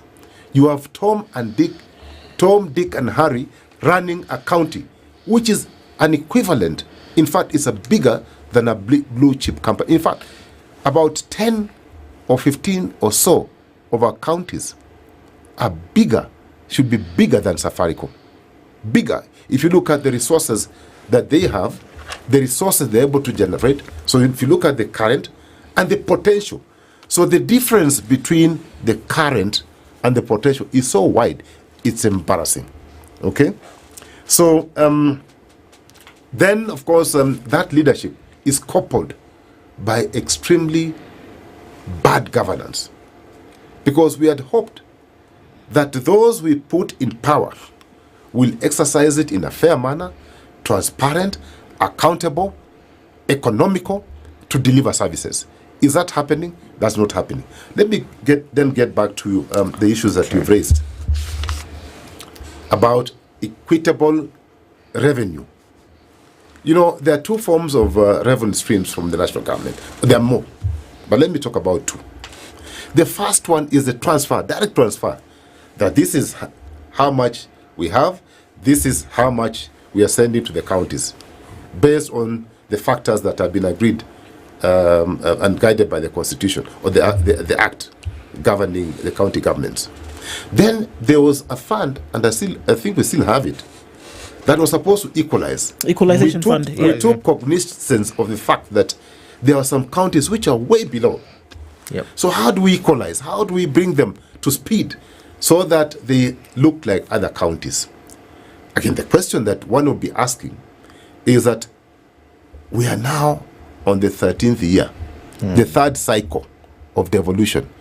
What have those counties, to what extent have those counties been equalized?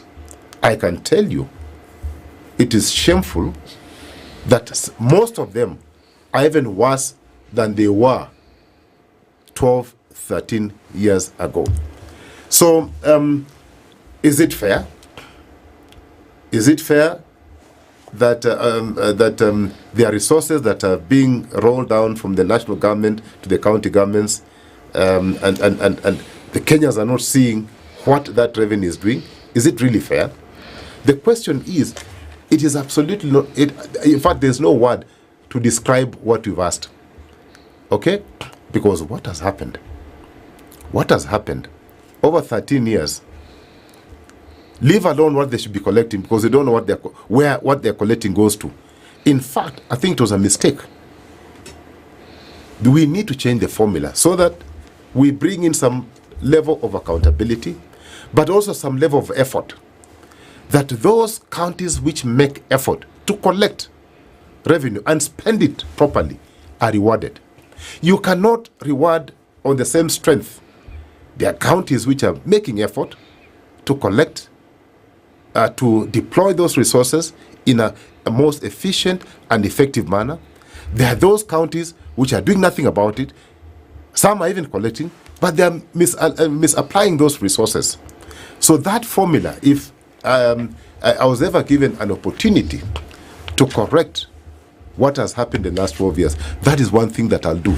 And how do you make sure that there's effort by the governors? But do you expect anything from most of those governors? No, because if they applied for a job in a blue chip company, they will not even be given messengeral. They will not even be considered for office clerks. And interestingly, Prof. and Kisia, the whole idea around what you've just said was to then cater to the marginalized parts of this country, which for many, many years were neglected. And so, looking at what the Ethics and Anti-Corruption Commission Chair, David Oginde, said about 9 governors currently who are under investigation for, among other things, corruption, the surprise here is the worst hit counties around this are those that are considered marginalized. They have been given privileges to try and bring the county up, but the leaders in those counties are siphoning that money and bringing it back to Nairobi to buy apartments and start businesses. The problem is a generic one. It is at the level of implementation of the constitution, where the national government did not put strict measures. I remember we had the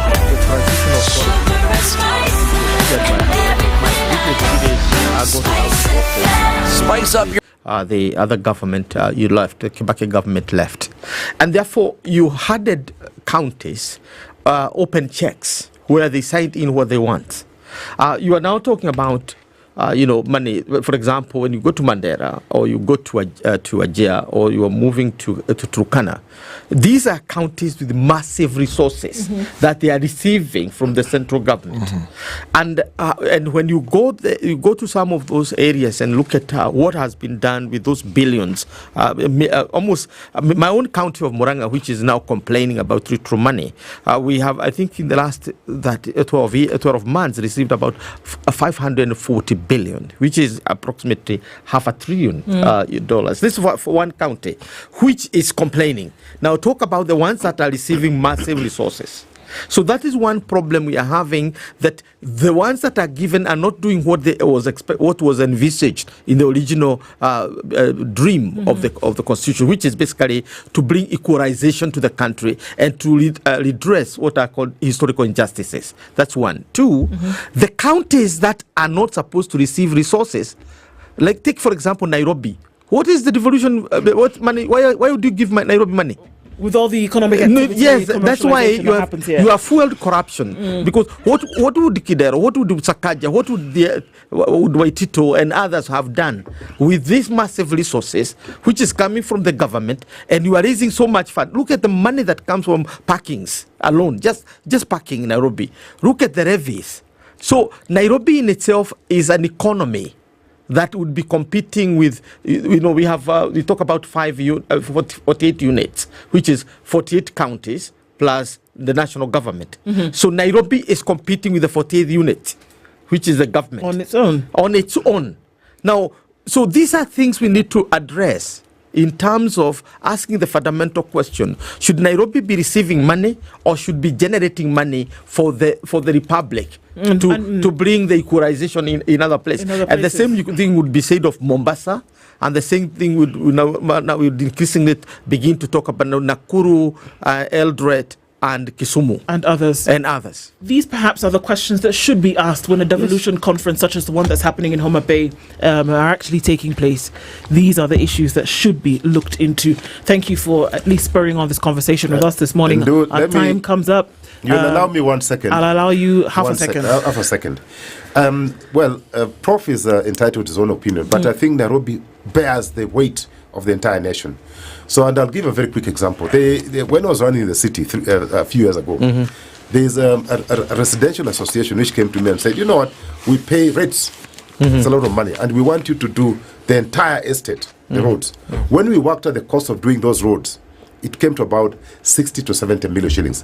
When I worked out, because I sat down and said, okay, fair enough, you pay rates. How much? You have 100 units in that neighborhood. How much do you pay rates? It's 5 million shillings per year. So if I were to rely solely on the rates collected from that particular area to redo the roads, I will need more than 12 years. Thank you. All right.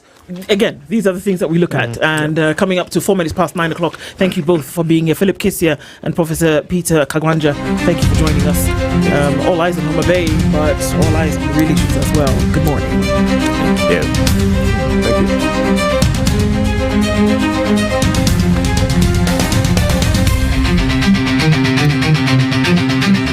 So waste of time. Yes, a waste of time. Waste of time.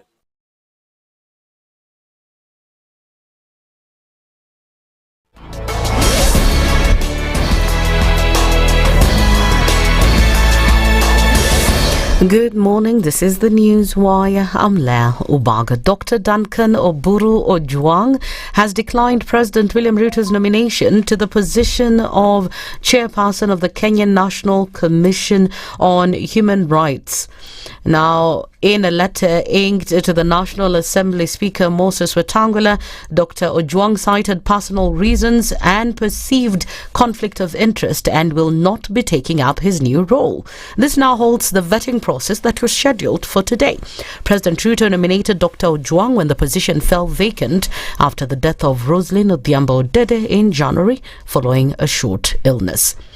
Ngong police have arrested a man suspected of raping multiple women in the vet farm area since 2022.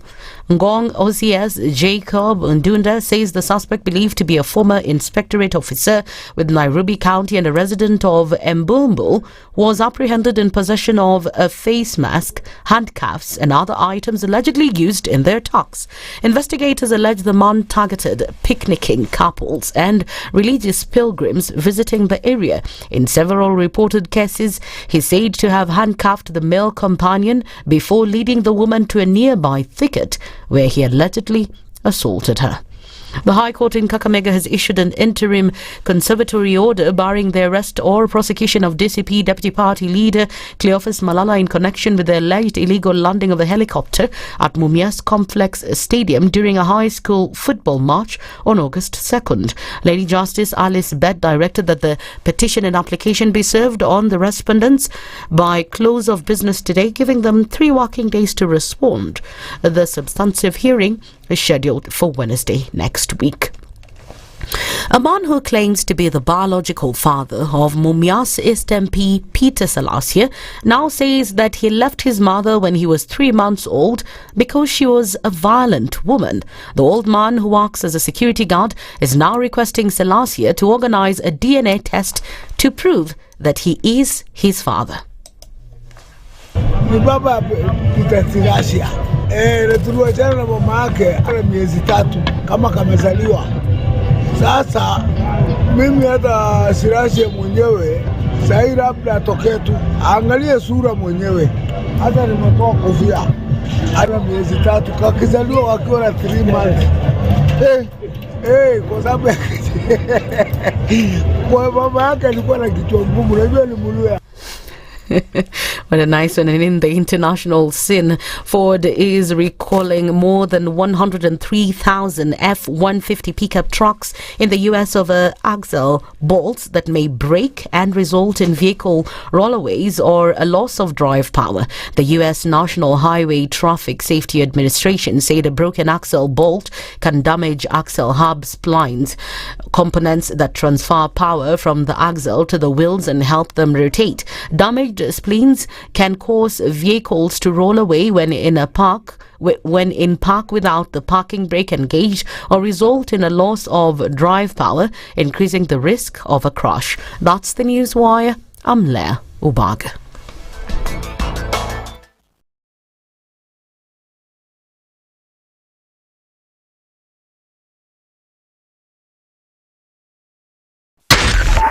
.4 Spice FM, Nairobi.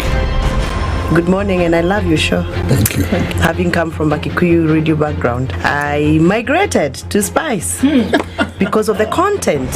I was born in a slum, but somehow I got a break in life. So sometimes when you see the sweating coming out because of the passion and whatever it is, behind the noise, there are people, and we share the same umbilical cord. It shouldn't be like that. I am so disappointed. We used to tell Honorable Raila Amolo Odinga that he's doing policy of conmanship, and even President Uhuru Kenyatta, serikali hii ndio iko na conmanship ya hali ya juu. You cannot promise people that you reduce tax, then you double. In politics, there is the issue of trust. For you to turn around and then stab the same people who gave you that trust, there is no other level of dishonesty. Imabo, utaona dunia tu. The Situation Room, Kenya's biggest conversation. If we just gloss over issues and hope that time heals, then we might find that in generations to come, we might be back at the same situation. And the whole thing is born of stolen elections. Spice. When it comes to the decisions you make, you must be independent. There's no way you can allow one institution to dictate to you how you're going to conduct your operations, how you're going to decide cases. It's a no. When you weaken the institution to the point where they cannot take action, then you realize that politicians have to come up and now start dealing with the issues. That conversation has to die. Our politicians do not like the hard stuff. We must insist on the path of doing things right, whether popular or unpopular. Money changes hands. That is a fact. If you have political goodwill at the highest top, like in Rwanda, then corruption will be an issue of the past. If you don't have political goodwill at the top, we will pass laws, we will amend laws, we will continue passing laws and re-amending laws, and nothing will happen. This is the Situation Room, the only way to start your day. Mature, intelligent talk every morning. Spice up yourself.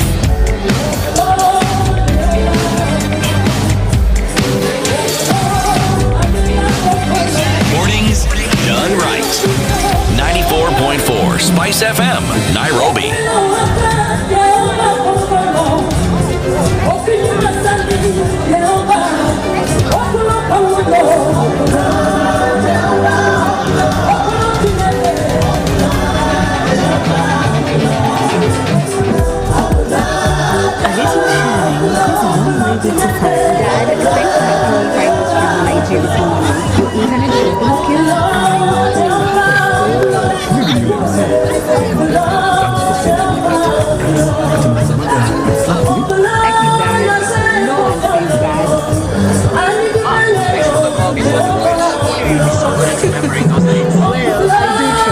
And thanks for sharing those hilarious memes on the family WhatsApp.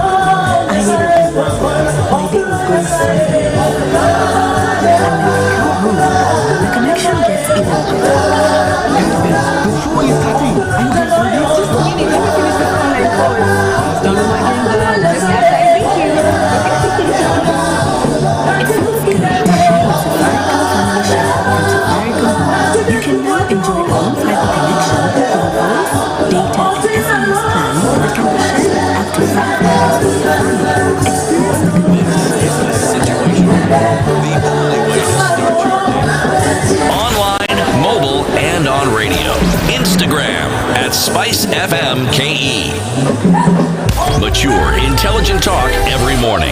Spice up yourself.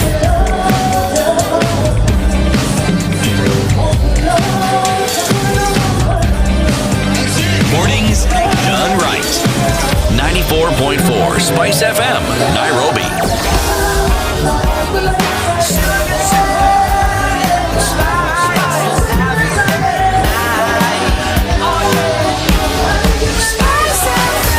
Spice up your life.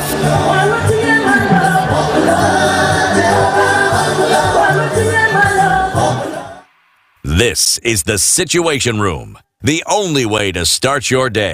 Mature, intelligent talk every morning. Spice up yourself.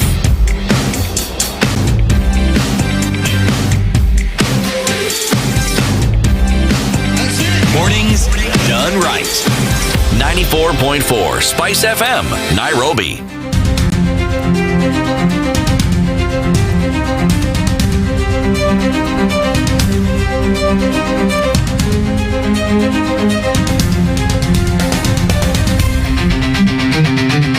At 13 minutes past 9 o'clock there, live pictures coming in from Homa Bay at the Homa Bay High School, where the Devolution 2025 conference is taking place this morning, soon to be opened by His Excellency the President, getting into those deliberations and discussions for today. There are many panels from what we were told. Daniel Karaoke was with us a few minutes before, telling us about what the plan is over the next couple of days and the panel discussions that will be had towards a better state of devolution and actually achieving what it was required. We're continuing with those conversations here, and we're going to look at it from a youth perspective in terms of what devolution will mean for young people in the country moving forward in the next couple of years.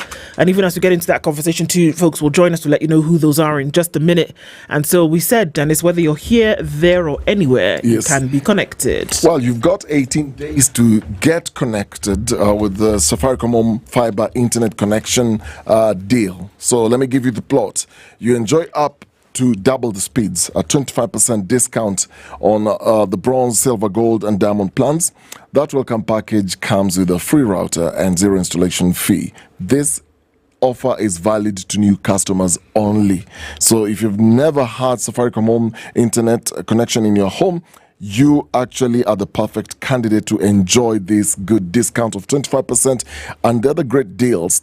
Now, you stay connected with a reliable, fast home theater, home internet, whether it's gaming, streaming movies and music, online working or high-speed web browsing. All you need to do is simply dial *400# or visit my Safaricom app to get connected today. You have 18 days to go? Because the offer is valid up to the 31st of August. So hurry, get yourself connected. Feels good to be home with Safaricom Home Fiber. Indeed. Now, guess what? Wealth isn't just about what you earn or invest. It's about what you pass on. So how can you know that you're truly wealthy if there's somebody coming after you that is able to then carry on the torch? And for many high net worth individuals, legacy and values matter just as much as capital. At Standard Chartered Priority Banking, they go beyond the numbers. The team helps you with estate planning, ensuring your wealth transfers seamlessly while also preserving the values you hold dear. So in a world that's constantly shifting economically, politically, and even tax-wise, adapting to change is crucial. With Standard Chartered, you're not just reacting, you're actually prepared. And it's about more than financial success. It's about sustained intentional wealth. So guess what? Start your journey today. Because if not now, then when? What you need to do is send an email, wealth.ke@sc.com. Now is your time for wealth. All right, like I said before, we're looking into live pictures coming out of Homa Bay this morning and looking towards the Devolution conference that's going to be taking place from today, having to be opened by the President, William Ruto. And as he does that today, there will be discussions about what has been achieved in 12 years of devolution. And there'll also, of course, be hopes for the future. And it's about one of those future hopes that we're talking about this morning at this time. And joining us to have that conversation around the youth and the future when it comes to devolution at 12 is Wendy Aura. She is a youth leader and governance enthusiast, and she joins us in the hot seat of the Situation Room this morning. Good morning, Wendy. Good morning. How are you? Very well, thank you. Karibu sana to the hot seat. Asante. You're going to be joined shortly by Kelvin Daniel, who is an entrepreneur with Bahati constituency and also looking into some of these issues this morning. So we'll get into that conversation. We want to welcome you in true Situation Room style with our proverb. We go to a different African country every week. This week we're in Botswana. I want to share the proverb with you, and I would like to hear your interpretation of the same, Wendy. A tree is straightened while it is still young. A tree is straightened while it is still young. How would you interpret that? Yeah, it reminds me of the Kiswahili methali. Wanasema nini mkunje I'll remember it. But there's one methali that is related to that. So I think it's about taking advantage, leveraging on the age, that age time when a young person, that's when you are able to, that is the prime age to actually shape how your life should be, how your life, what direction your life is going to take. And speaking about the future, how your life at that time, and if we are talking about parenting, that is the time when they say parenting can actually start at a youthful age. When talk about your spiritual life, economic prosperity, youth bracket is the prime time for that. So I think it's about just taking the chances at a good time before it's too late in life. Indeed. All right.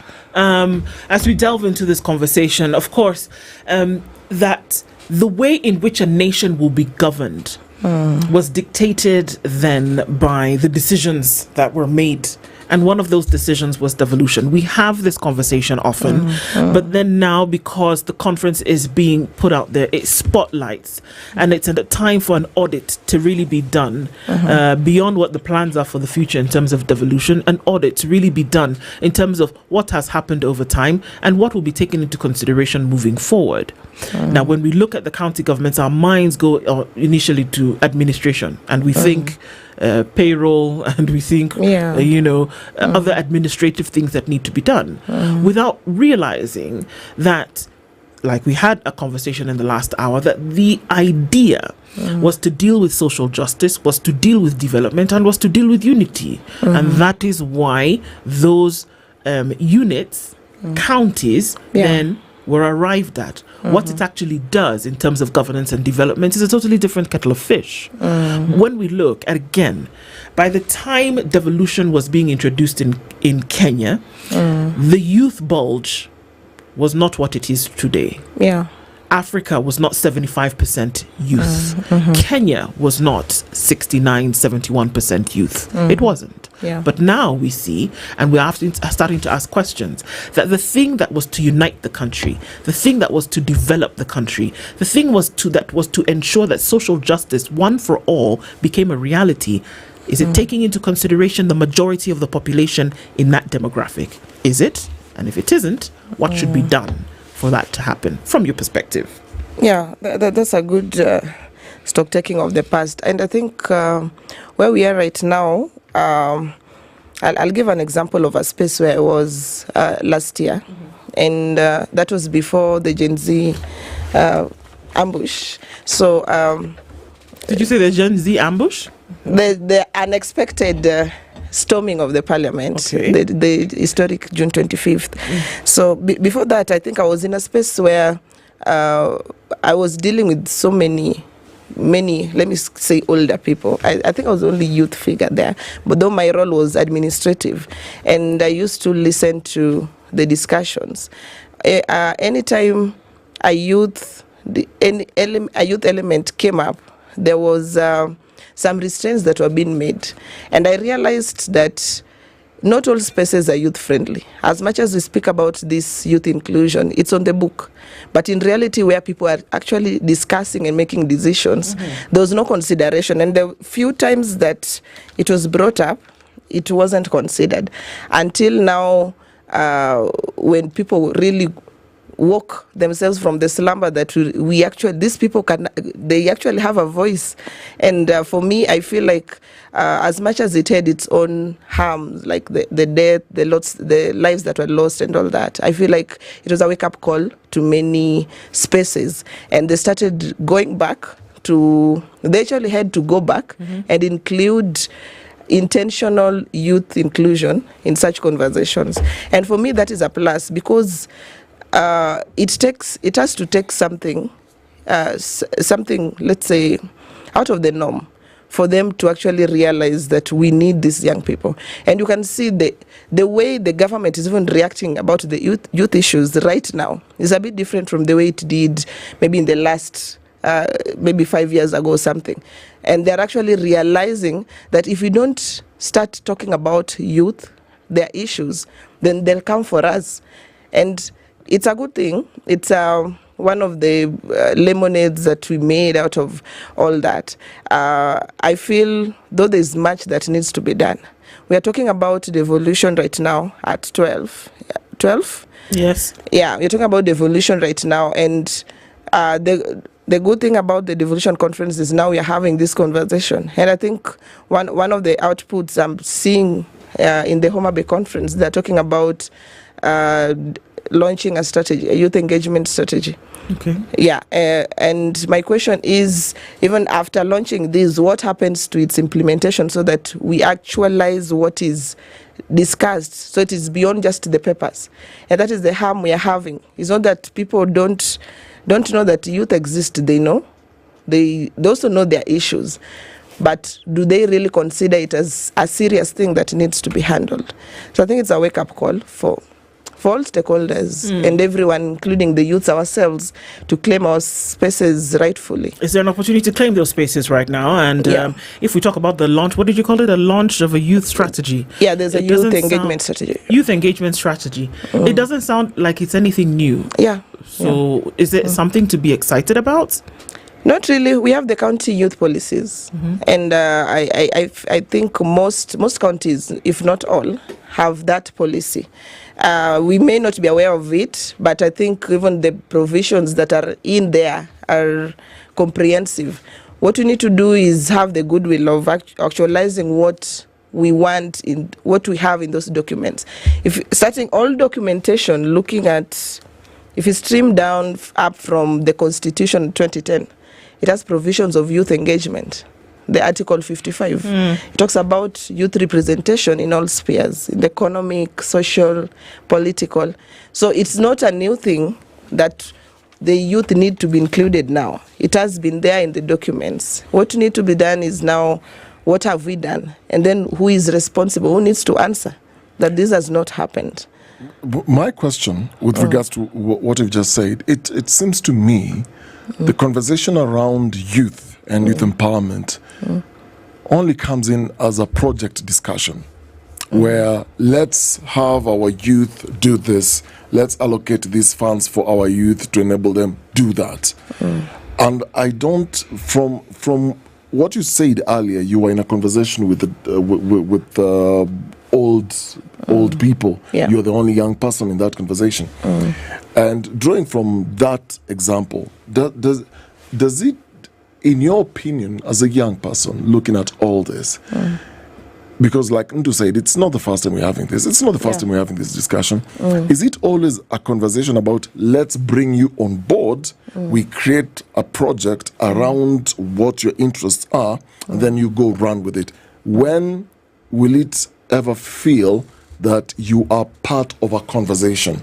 Let's sit same level on this table, and let's have around this table and have a discussion around the agenda of this country. It's true. It is beyond just representation, beyond just sitting on the table. What I realized that as much as we may be invited on those tables, is your voice meaningful? Is it making any impact to that discussion? Because you may be invited, maybe for ticking the boxes, maybe for something else, maybe because the funds were allocated for youth inclusion. But at the end of the day, was your voice adding value and actually making impact to that? And you see, the issue we have in this country is that let's start with the political sphere. If you look at the political spheres, we've had situations where the young people get elected or nominated, and then where do they go to? Their looks like their voices get they get shut down. But of course, we're still advocating for representation so that we reach at that level. But the question is, even after coming to that table, are you really making impact on that? And you've talked about the co-creation aspect, which is very important, so that it's not an issue of make it for us and bring it to us. You don't serve us, but how do we co-create as equal partners in any discussion? And if the government claims to have established the Youth Council, one of the things I wanted to maybe call out was the previous and recent issues we've had about the approach by the young people. One of the things I really expected was the Youth Council to be very vocal about that, because that is the body that is established and institutionalized by the government to represent the voices of the young people. For me, I felt they were quiet, and we kept asking ourselves, are they quiet because they are part of that government? So to what point do we say they're now standing strong on the young people as the trusted voice of the young people? And I know right now they've talked about approving of the budget for elections. After that election, how powerful is that Youth Council? Those are the questions we're asking. It's not about creating such frameworks and then stopping at that. But what power are you giving them? Who are you asking? I'm asking the Youth Council. Who sits on the Youth Council? I know they have a secretariat.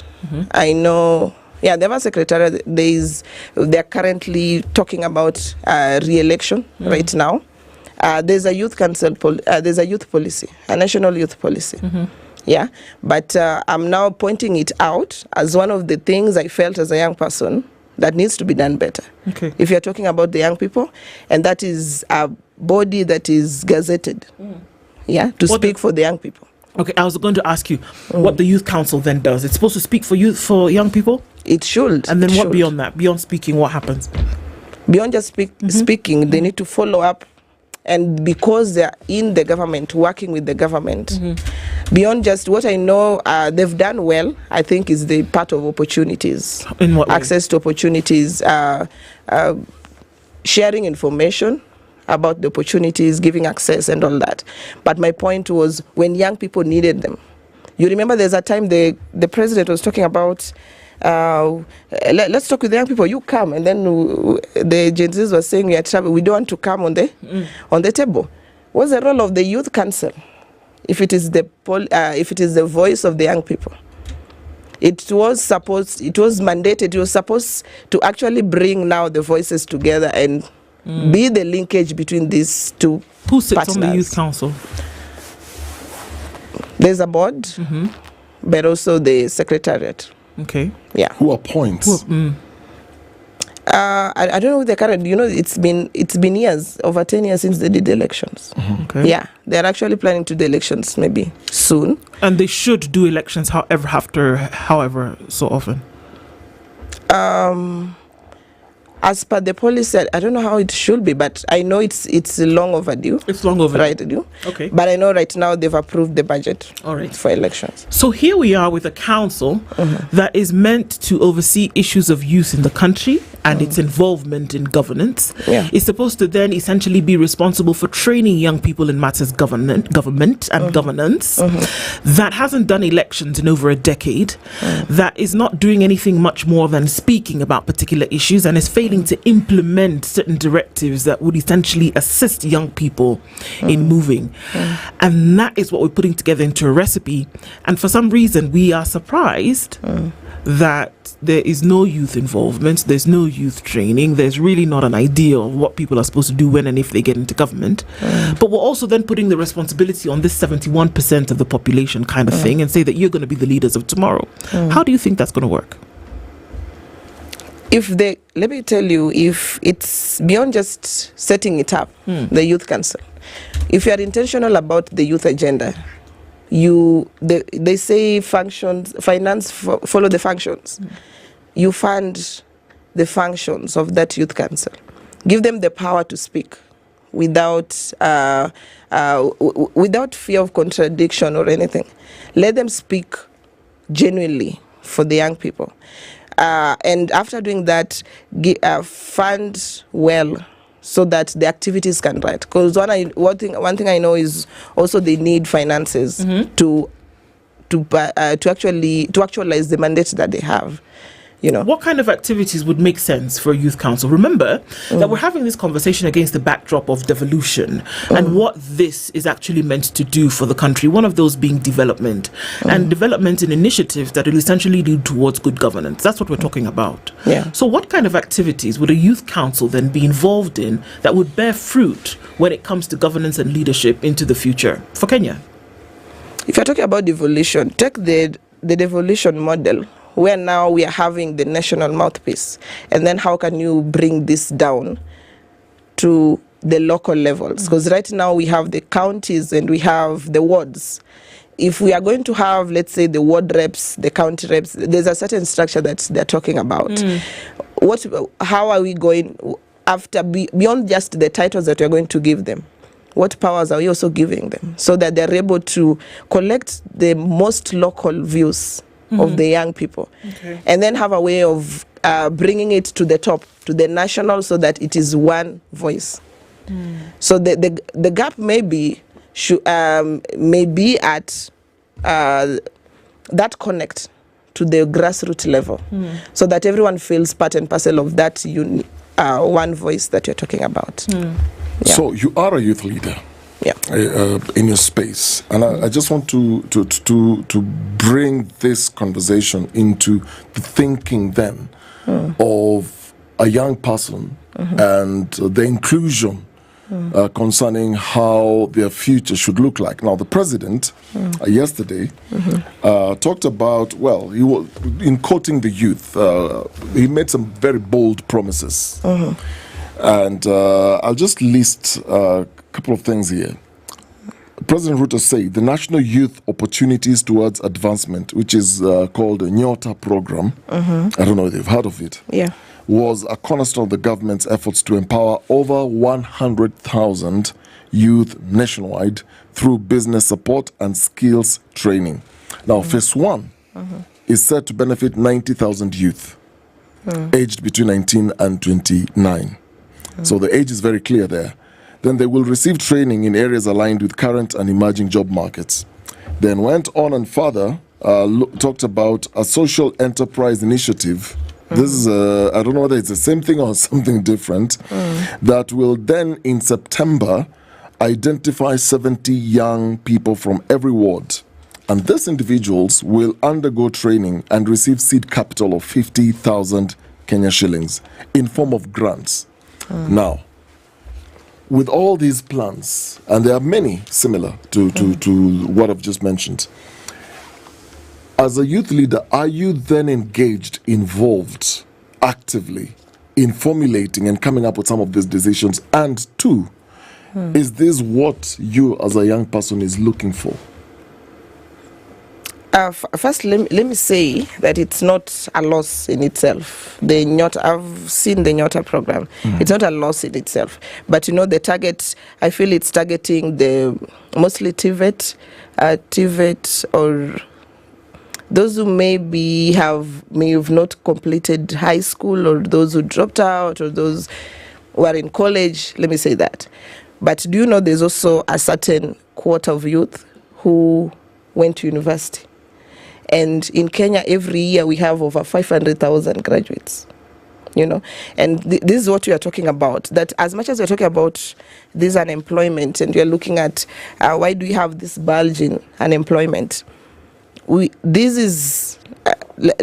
I go to that other bulge, that other quarter, let's talk about those who graduate from university. They have certain trained skills from university. And the other day, through CMD, we were analyzing the policy gaps in unemployment. We realized that after coming out, the anger that they have is that you want to give them, maybe let's say a wheelbarrow, for example, to go do odd job. This is somebody who invested in education, did a degree, There's somebody who learned about marketing or something else. I know we are doing the other jobs. Entrepreneurship is not about, I'm not brushing it off, but how about the skills that you gained that you're supposed to actually use in a different sector? Because not everyone will do the small jobs, and this is not to demean those people. Okay, I'm just saying that there's what I feel that lacks with this particular quarter is the skills mismatch in terms of how are we preparing them post graduation so that they're able to earn better. Because what I know right now, even with the current economic environment, entrepreneurship is so hard right now. I won't lie. It's not everybody's cup of tea, But what environment are you creating for people so that these skills that they've learned over 4 years or more than 4 years, they're able to learn it in practice in a certain workplace setup? And one of the things we're looking at in our policy brief was, can the government actually make it a policy so that we have institutions have, even if it is mandatory or something, have a framework where they support these young people to come learn on the job? Because we've focused so much on the other quarter, which is the technical skilling, which is not bad, but not everyone does entrepreneurship. And we also have currently majority across all sectors having the digital skills, which is a big investment that we need to tap on. But is the workplace ready for that? Is the workplace having the frameworks, what is needed so that these digital skills that the young people have is harnessed and they're able to be compensated? Right now, what a young person is looking for is a job that can pay your rent, you can eat comfortably while going to the job every day. That's the bare minimum. But we have certain internships that don't even pay. After internship, what next? And even some places, they don't have internship opportunities, So if we're saying that this is the burden that is on the shoulders of many a youth today, and there's also the burden for future leadership, there's that, everybody keeps talking about, drain the swamp. But when we see, 15 to 20 governors and their deputies who are from, a younger demographic, when will this actually happen? But here, on the other hand, we're saying that the problem of young people today is people are not interested in being leaders. People are worried about how they're going to pay their rent and how they're going to eat. True. Is this the case? People are not interested in leadership? Young people are not interested in leadership? Not interested in governance at that level? They're interested in what the governance will actually do to affect their situation. Is that what we're saying? They are interested. That's why they're vying. They're vying. Only that they may not vie for governor, the bigger roles, senator. They may have few at the top because of the money implication of that. So most of them end up vying at the MCS. But you have many young people who are actually vying, So it does not mean they don't want the leadership. They want that. But after the election period, when you lose and go home, how are you going to eat?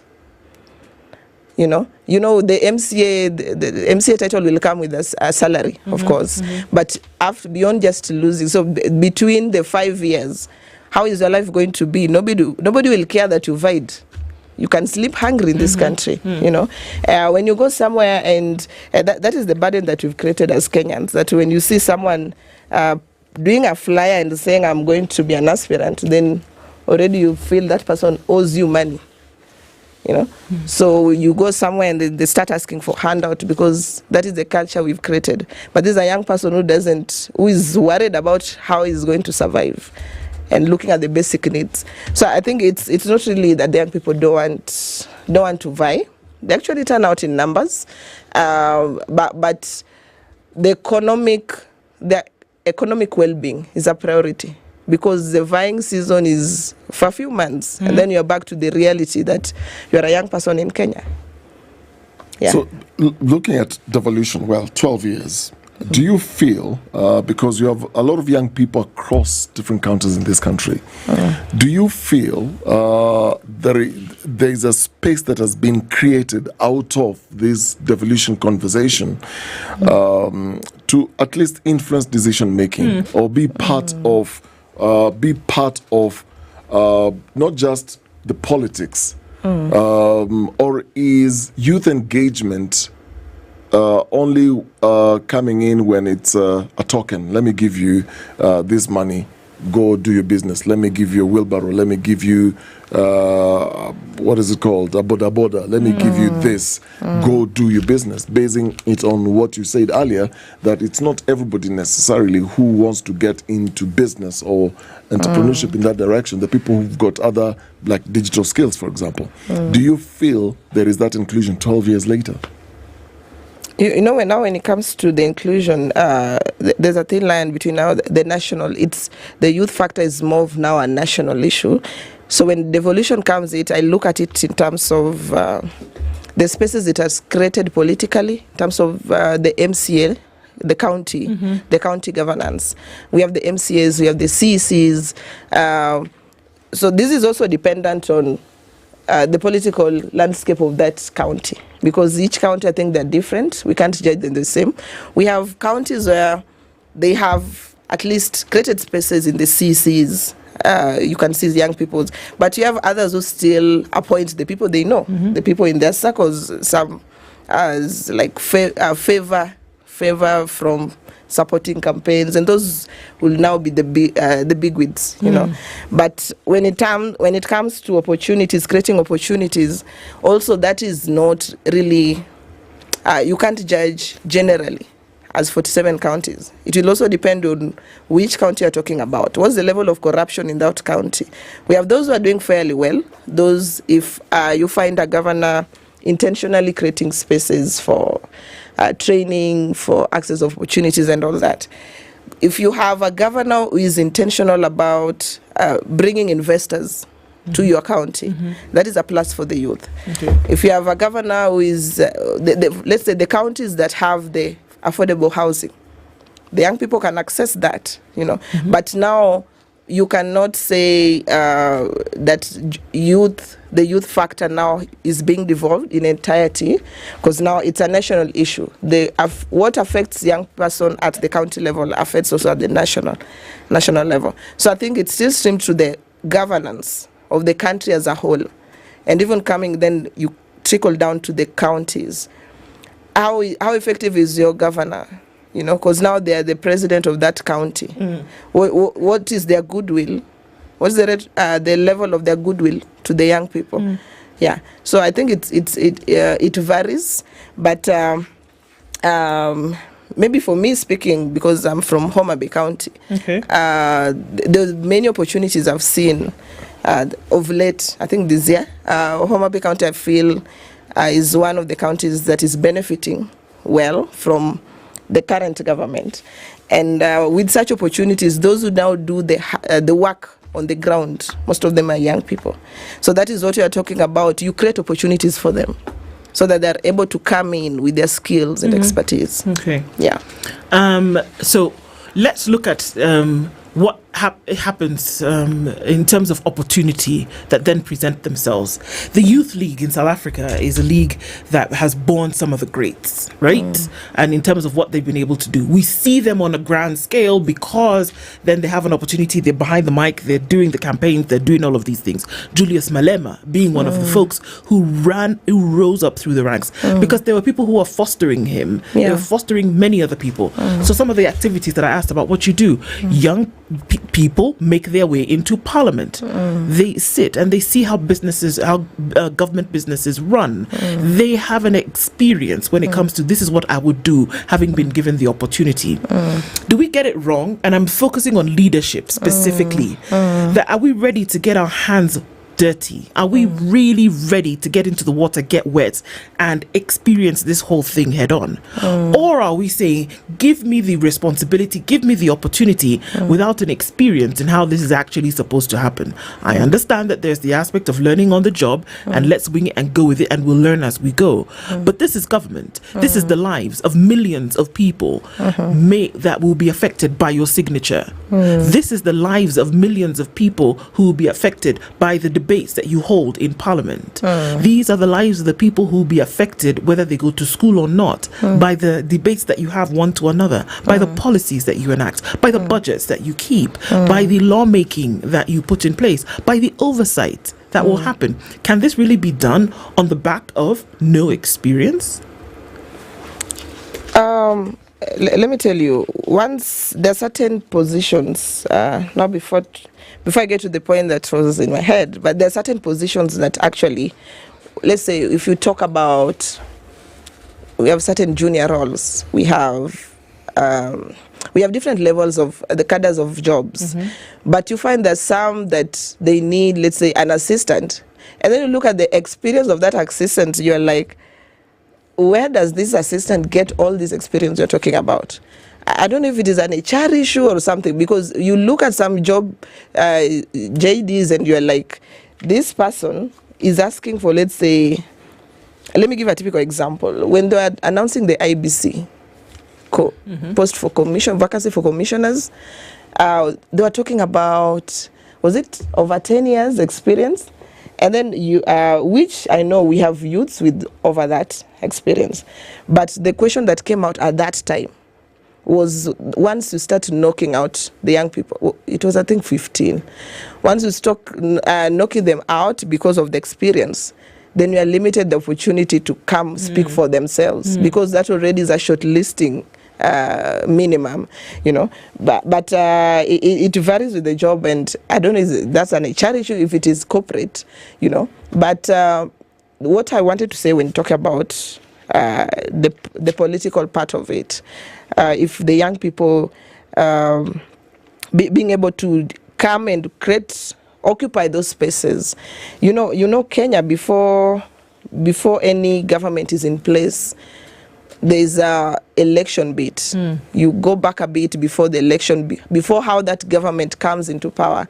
There's a part where the political parties, and Kenya, if you look at the history and the reality, political parties thrive. It's so hard to thrive independently.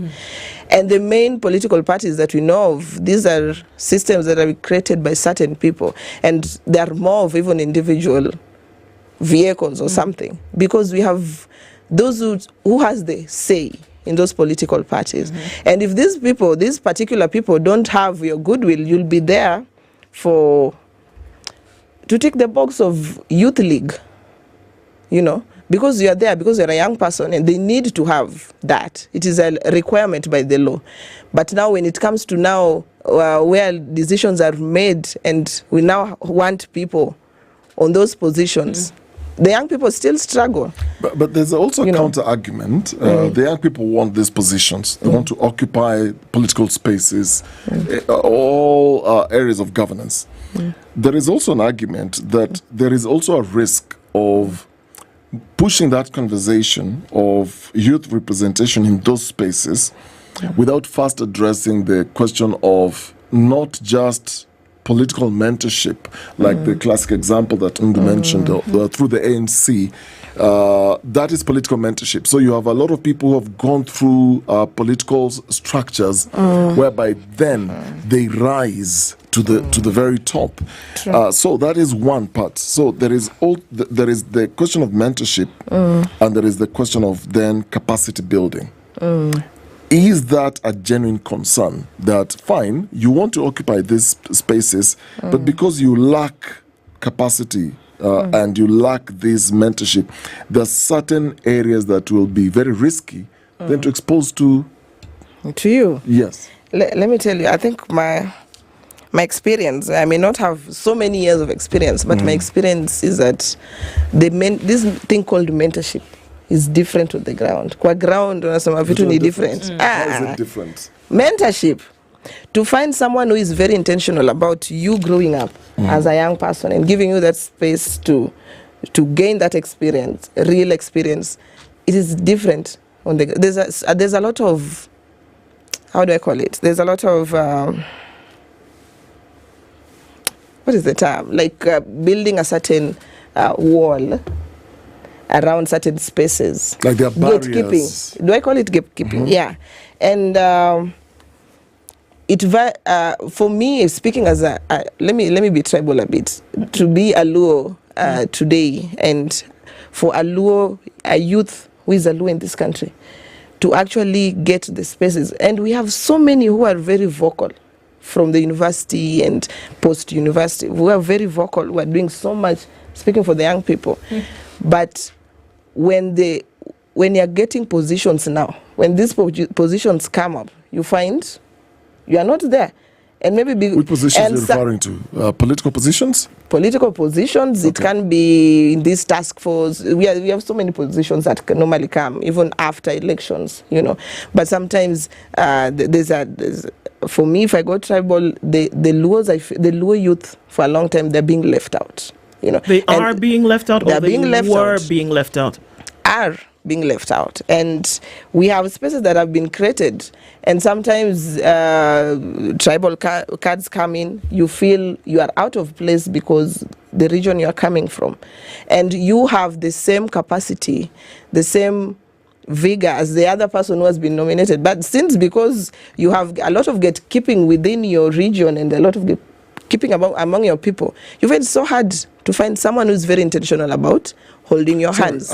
Sorry, I'm trying to understand where you're going with this. So you being a young Luo woman, as you've just rightly put, getting mentorship or getting into these spaces becomes difficult because of you being Luo. So who's doing this gatekeeping? Who's preventing you from getting that access? There's no specific name that I give, but every political sphere or let me say any collective movement that is politically enshrined has certain people that are key decision makers.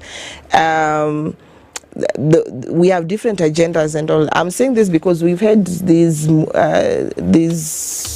cross-election, these lobby groups that normally come up during, and these are young people who are trying hard to do for their parties or do something good for themselves, But what comes when now they're making decisions about who gets what, So really, because there's a lot of interest. Let me say there's a lot of interest to the people you think can mentor you. They also have their interest. And politics is a game of fists. Yeah, they're strong when the most powerful ones get standing. And then if you're knocked out of the game, you're out. So if you don't have that person who has the fist to fight for you as a young person, then you are knocked out automatically. We could go for days with this one that you've brought up, because that looks like it, from your perspective, looks like it is quite something. Let's take a dash quickly to Homa Bay and see what's going on. It's coming to a few minutes to 10 o'clock. We'll take a quick look into Homa Bay, where we're going to be joined by KTN reporter Daniel Karaoke and KTN news anchor Jesse Rogers. Let's hear a point from what is going on at this point now as we get into things. Jesse, Daniel, good morning. Right, good morning. Thank you very much. And you have said it right. You are still here in Homa Bay County. This is where the Devolution Conference, the 9th edition of the Devolution Conference is taking place. And right now, as we speak, what is going on is a panel discussion on good governance. On the panel list is Governor Ochilo Ayako of Migori County, just the neighboring county of Homa Bay here, and also the Principal Secretary, Social Protection and Senior Citizens Affairs, that's Joseph Mogosi, and Catherine Muma, who is a nominated senator, who is actually talking right now as we speak.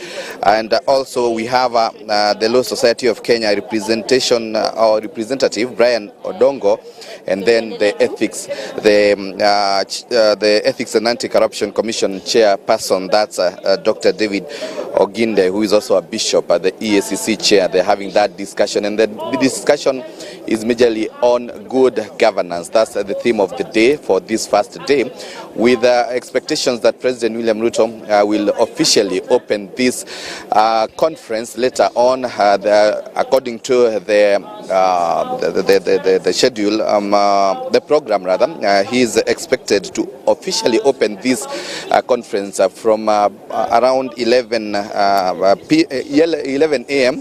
Where he is going to be making his keynote address after having a commemoration of tree growing initiative, unveiling the iconic of the person who was behind the devolution, the idea behind devolution in the country. That's what is going to be happening before the official opening later on. But of course, we are following keenly on what is happening here, and I'm joined by my colleague Jesse Rogers, who we've been with here in Homa Bay County. Jesse, I've been following keenly on what is happening around, and right now a panel discussion is ongoing.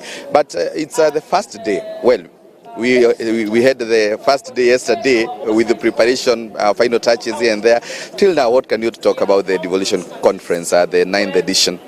I mean, it might be the first official day, but it's really clear that devolution was meant to bring services closer to the people.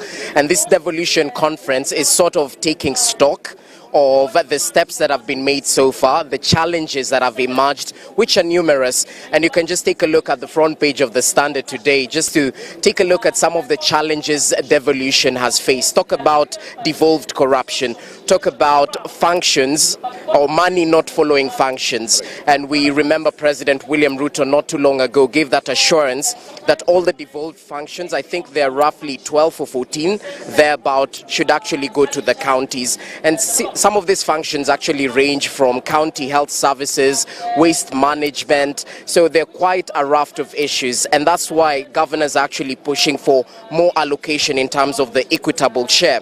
In the 2025-2026 financial year, I think we saw them get roughly 415 billion, but that was below their expectations. And I think that's one of the messages that will be regurgitating right here in terms of more allocations to the counties in order to enable them actually conduct their functions. But more allocations actually comes with exactly, and transparency issues are a big thing, not just at the national level, but at the county level. Just talk to EACC, and some governors actually say it's unfair. There's so much focus on the county governments. What about the national government, And yet some of these injustices are still happening. So matters to do with transparency, accountability, increase of allocation, that might be touched on today.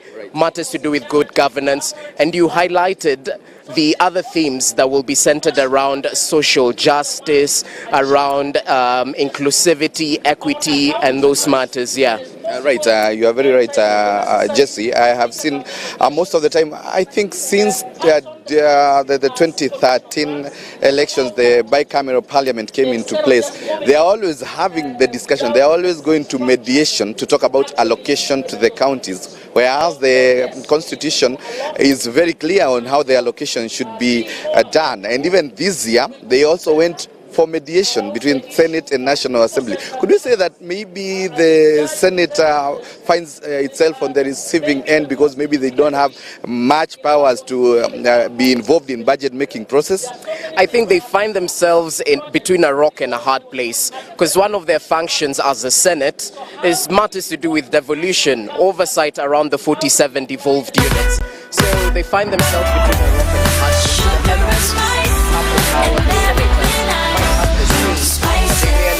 Spice up your... If you get my drift. So that's why the deliberations are very important. But when you go to the negotiating table, it's a matter of give and take. So they can't put their foot down and say 450 billion is the minimum we want. So they'll have to give some in order to get some. And I think as long as there's political goodwill from the national level and the county level, then perhaps this will be progressive. It's not just an event, it's a process. So we definitely hope by 2027 allocations to some of these county governments is increased. Yeah. And definitely maybe more reasons to why senators are pushing for amendment of the constitution with a new bill to be introduced in a Senate, seeking to make Senate an upper house so that at least they're involved. And part of what they're pushing is to be involved in budget making process that they have been left out most of the time. And of course, just like Jesse has said, there is a lot to be discussed.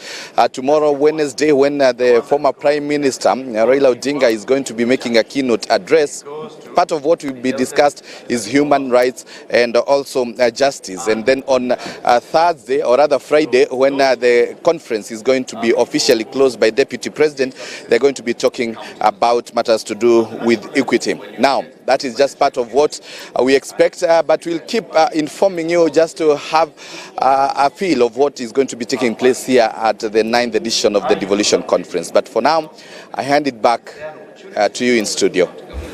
Thank you very much, Daniel Karaoke and Jesse Rogers out in Homa Bay, giving us an insight into what's going on during the Devolution Conference. Of course, more insights through the day coming in from you, and thanks for doing that this morning. Wendy Ora has been our guest this hour to be able to look through the youth perspective and what can be expected and hoped for. Wendy, thank you for doing that with us this morning.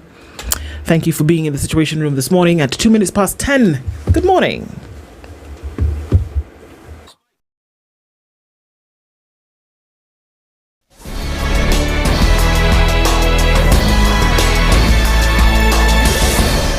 Good morning, this is the News Wire. I'm Leah Ubaga. President William Ruto has urged Kenyans to report hospitals that charge for outpatient services to the police. Speaking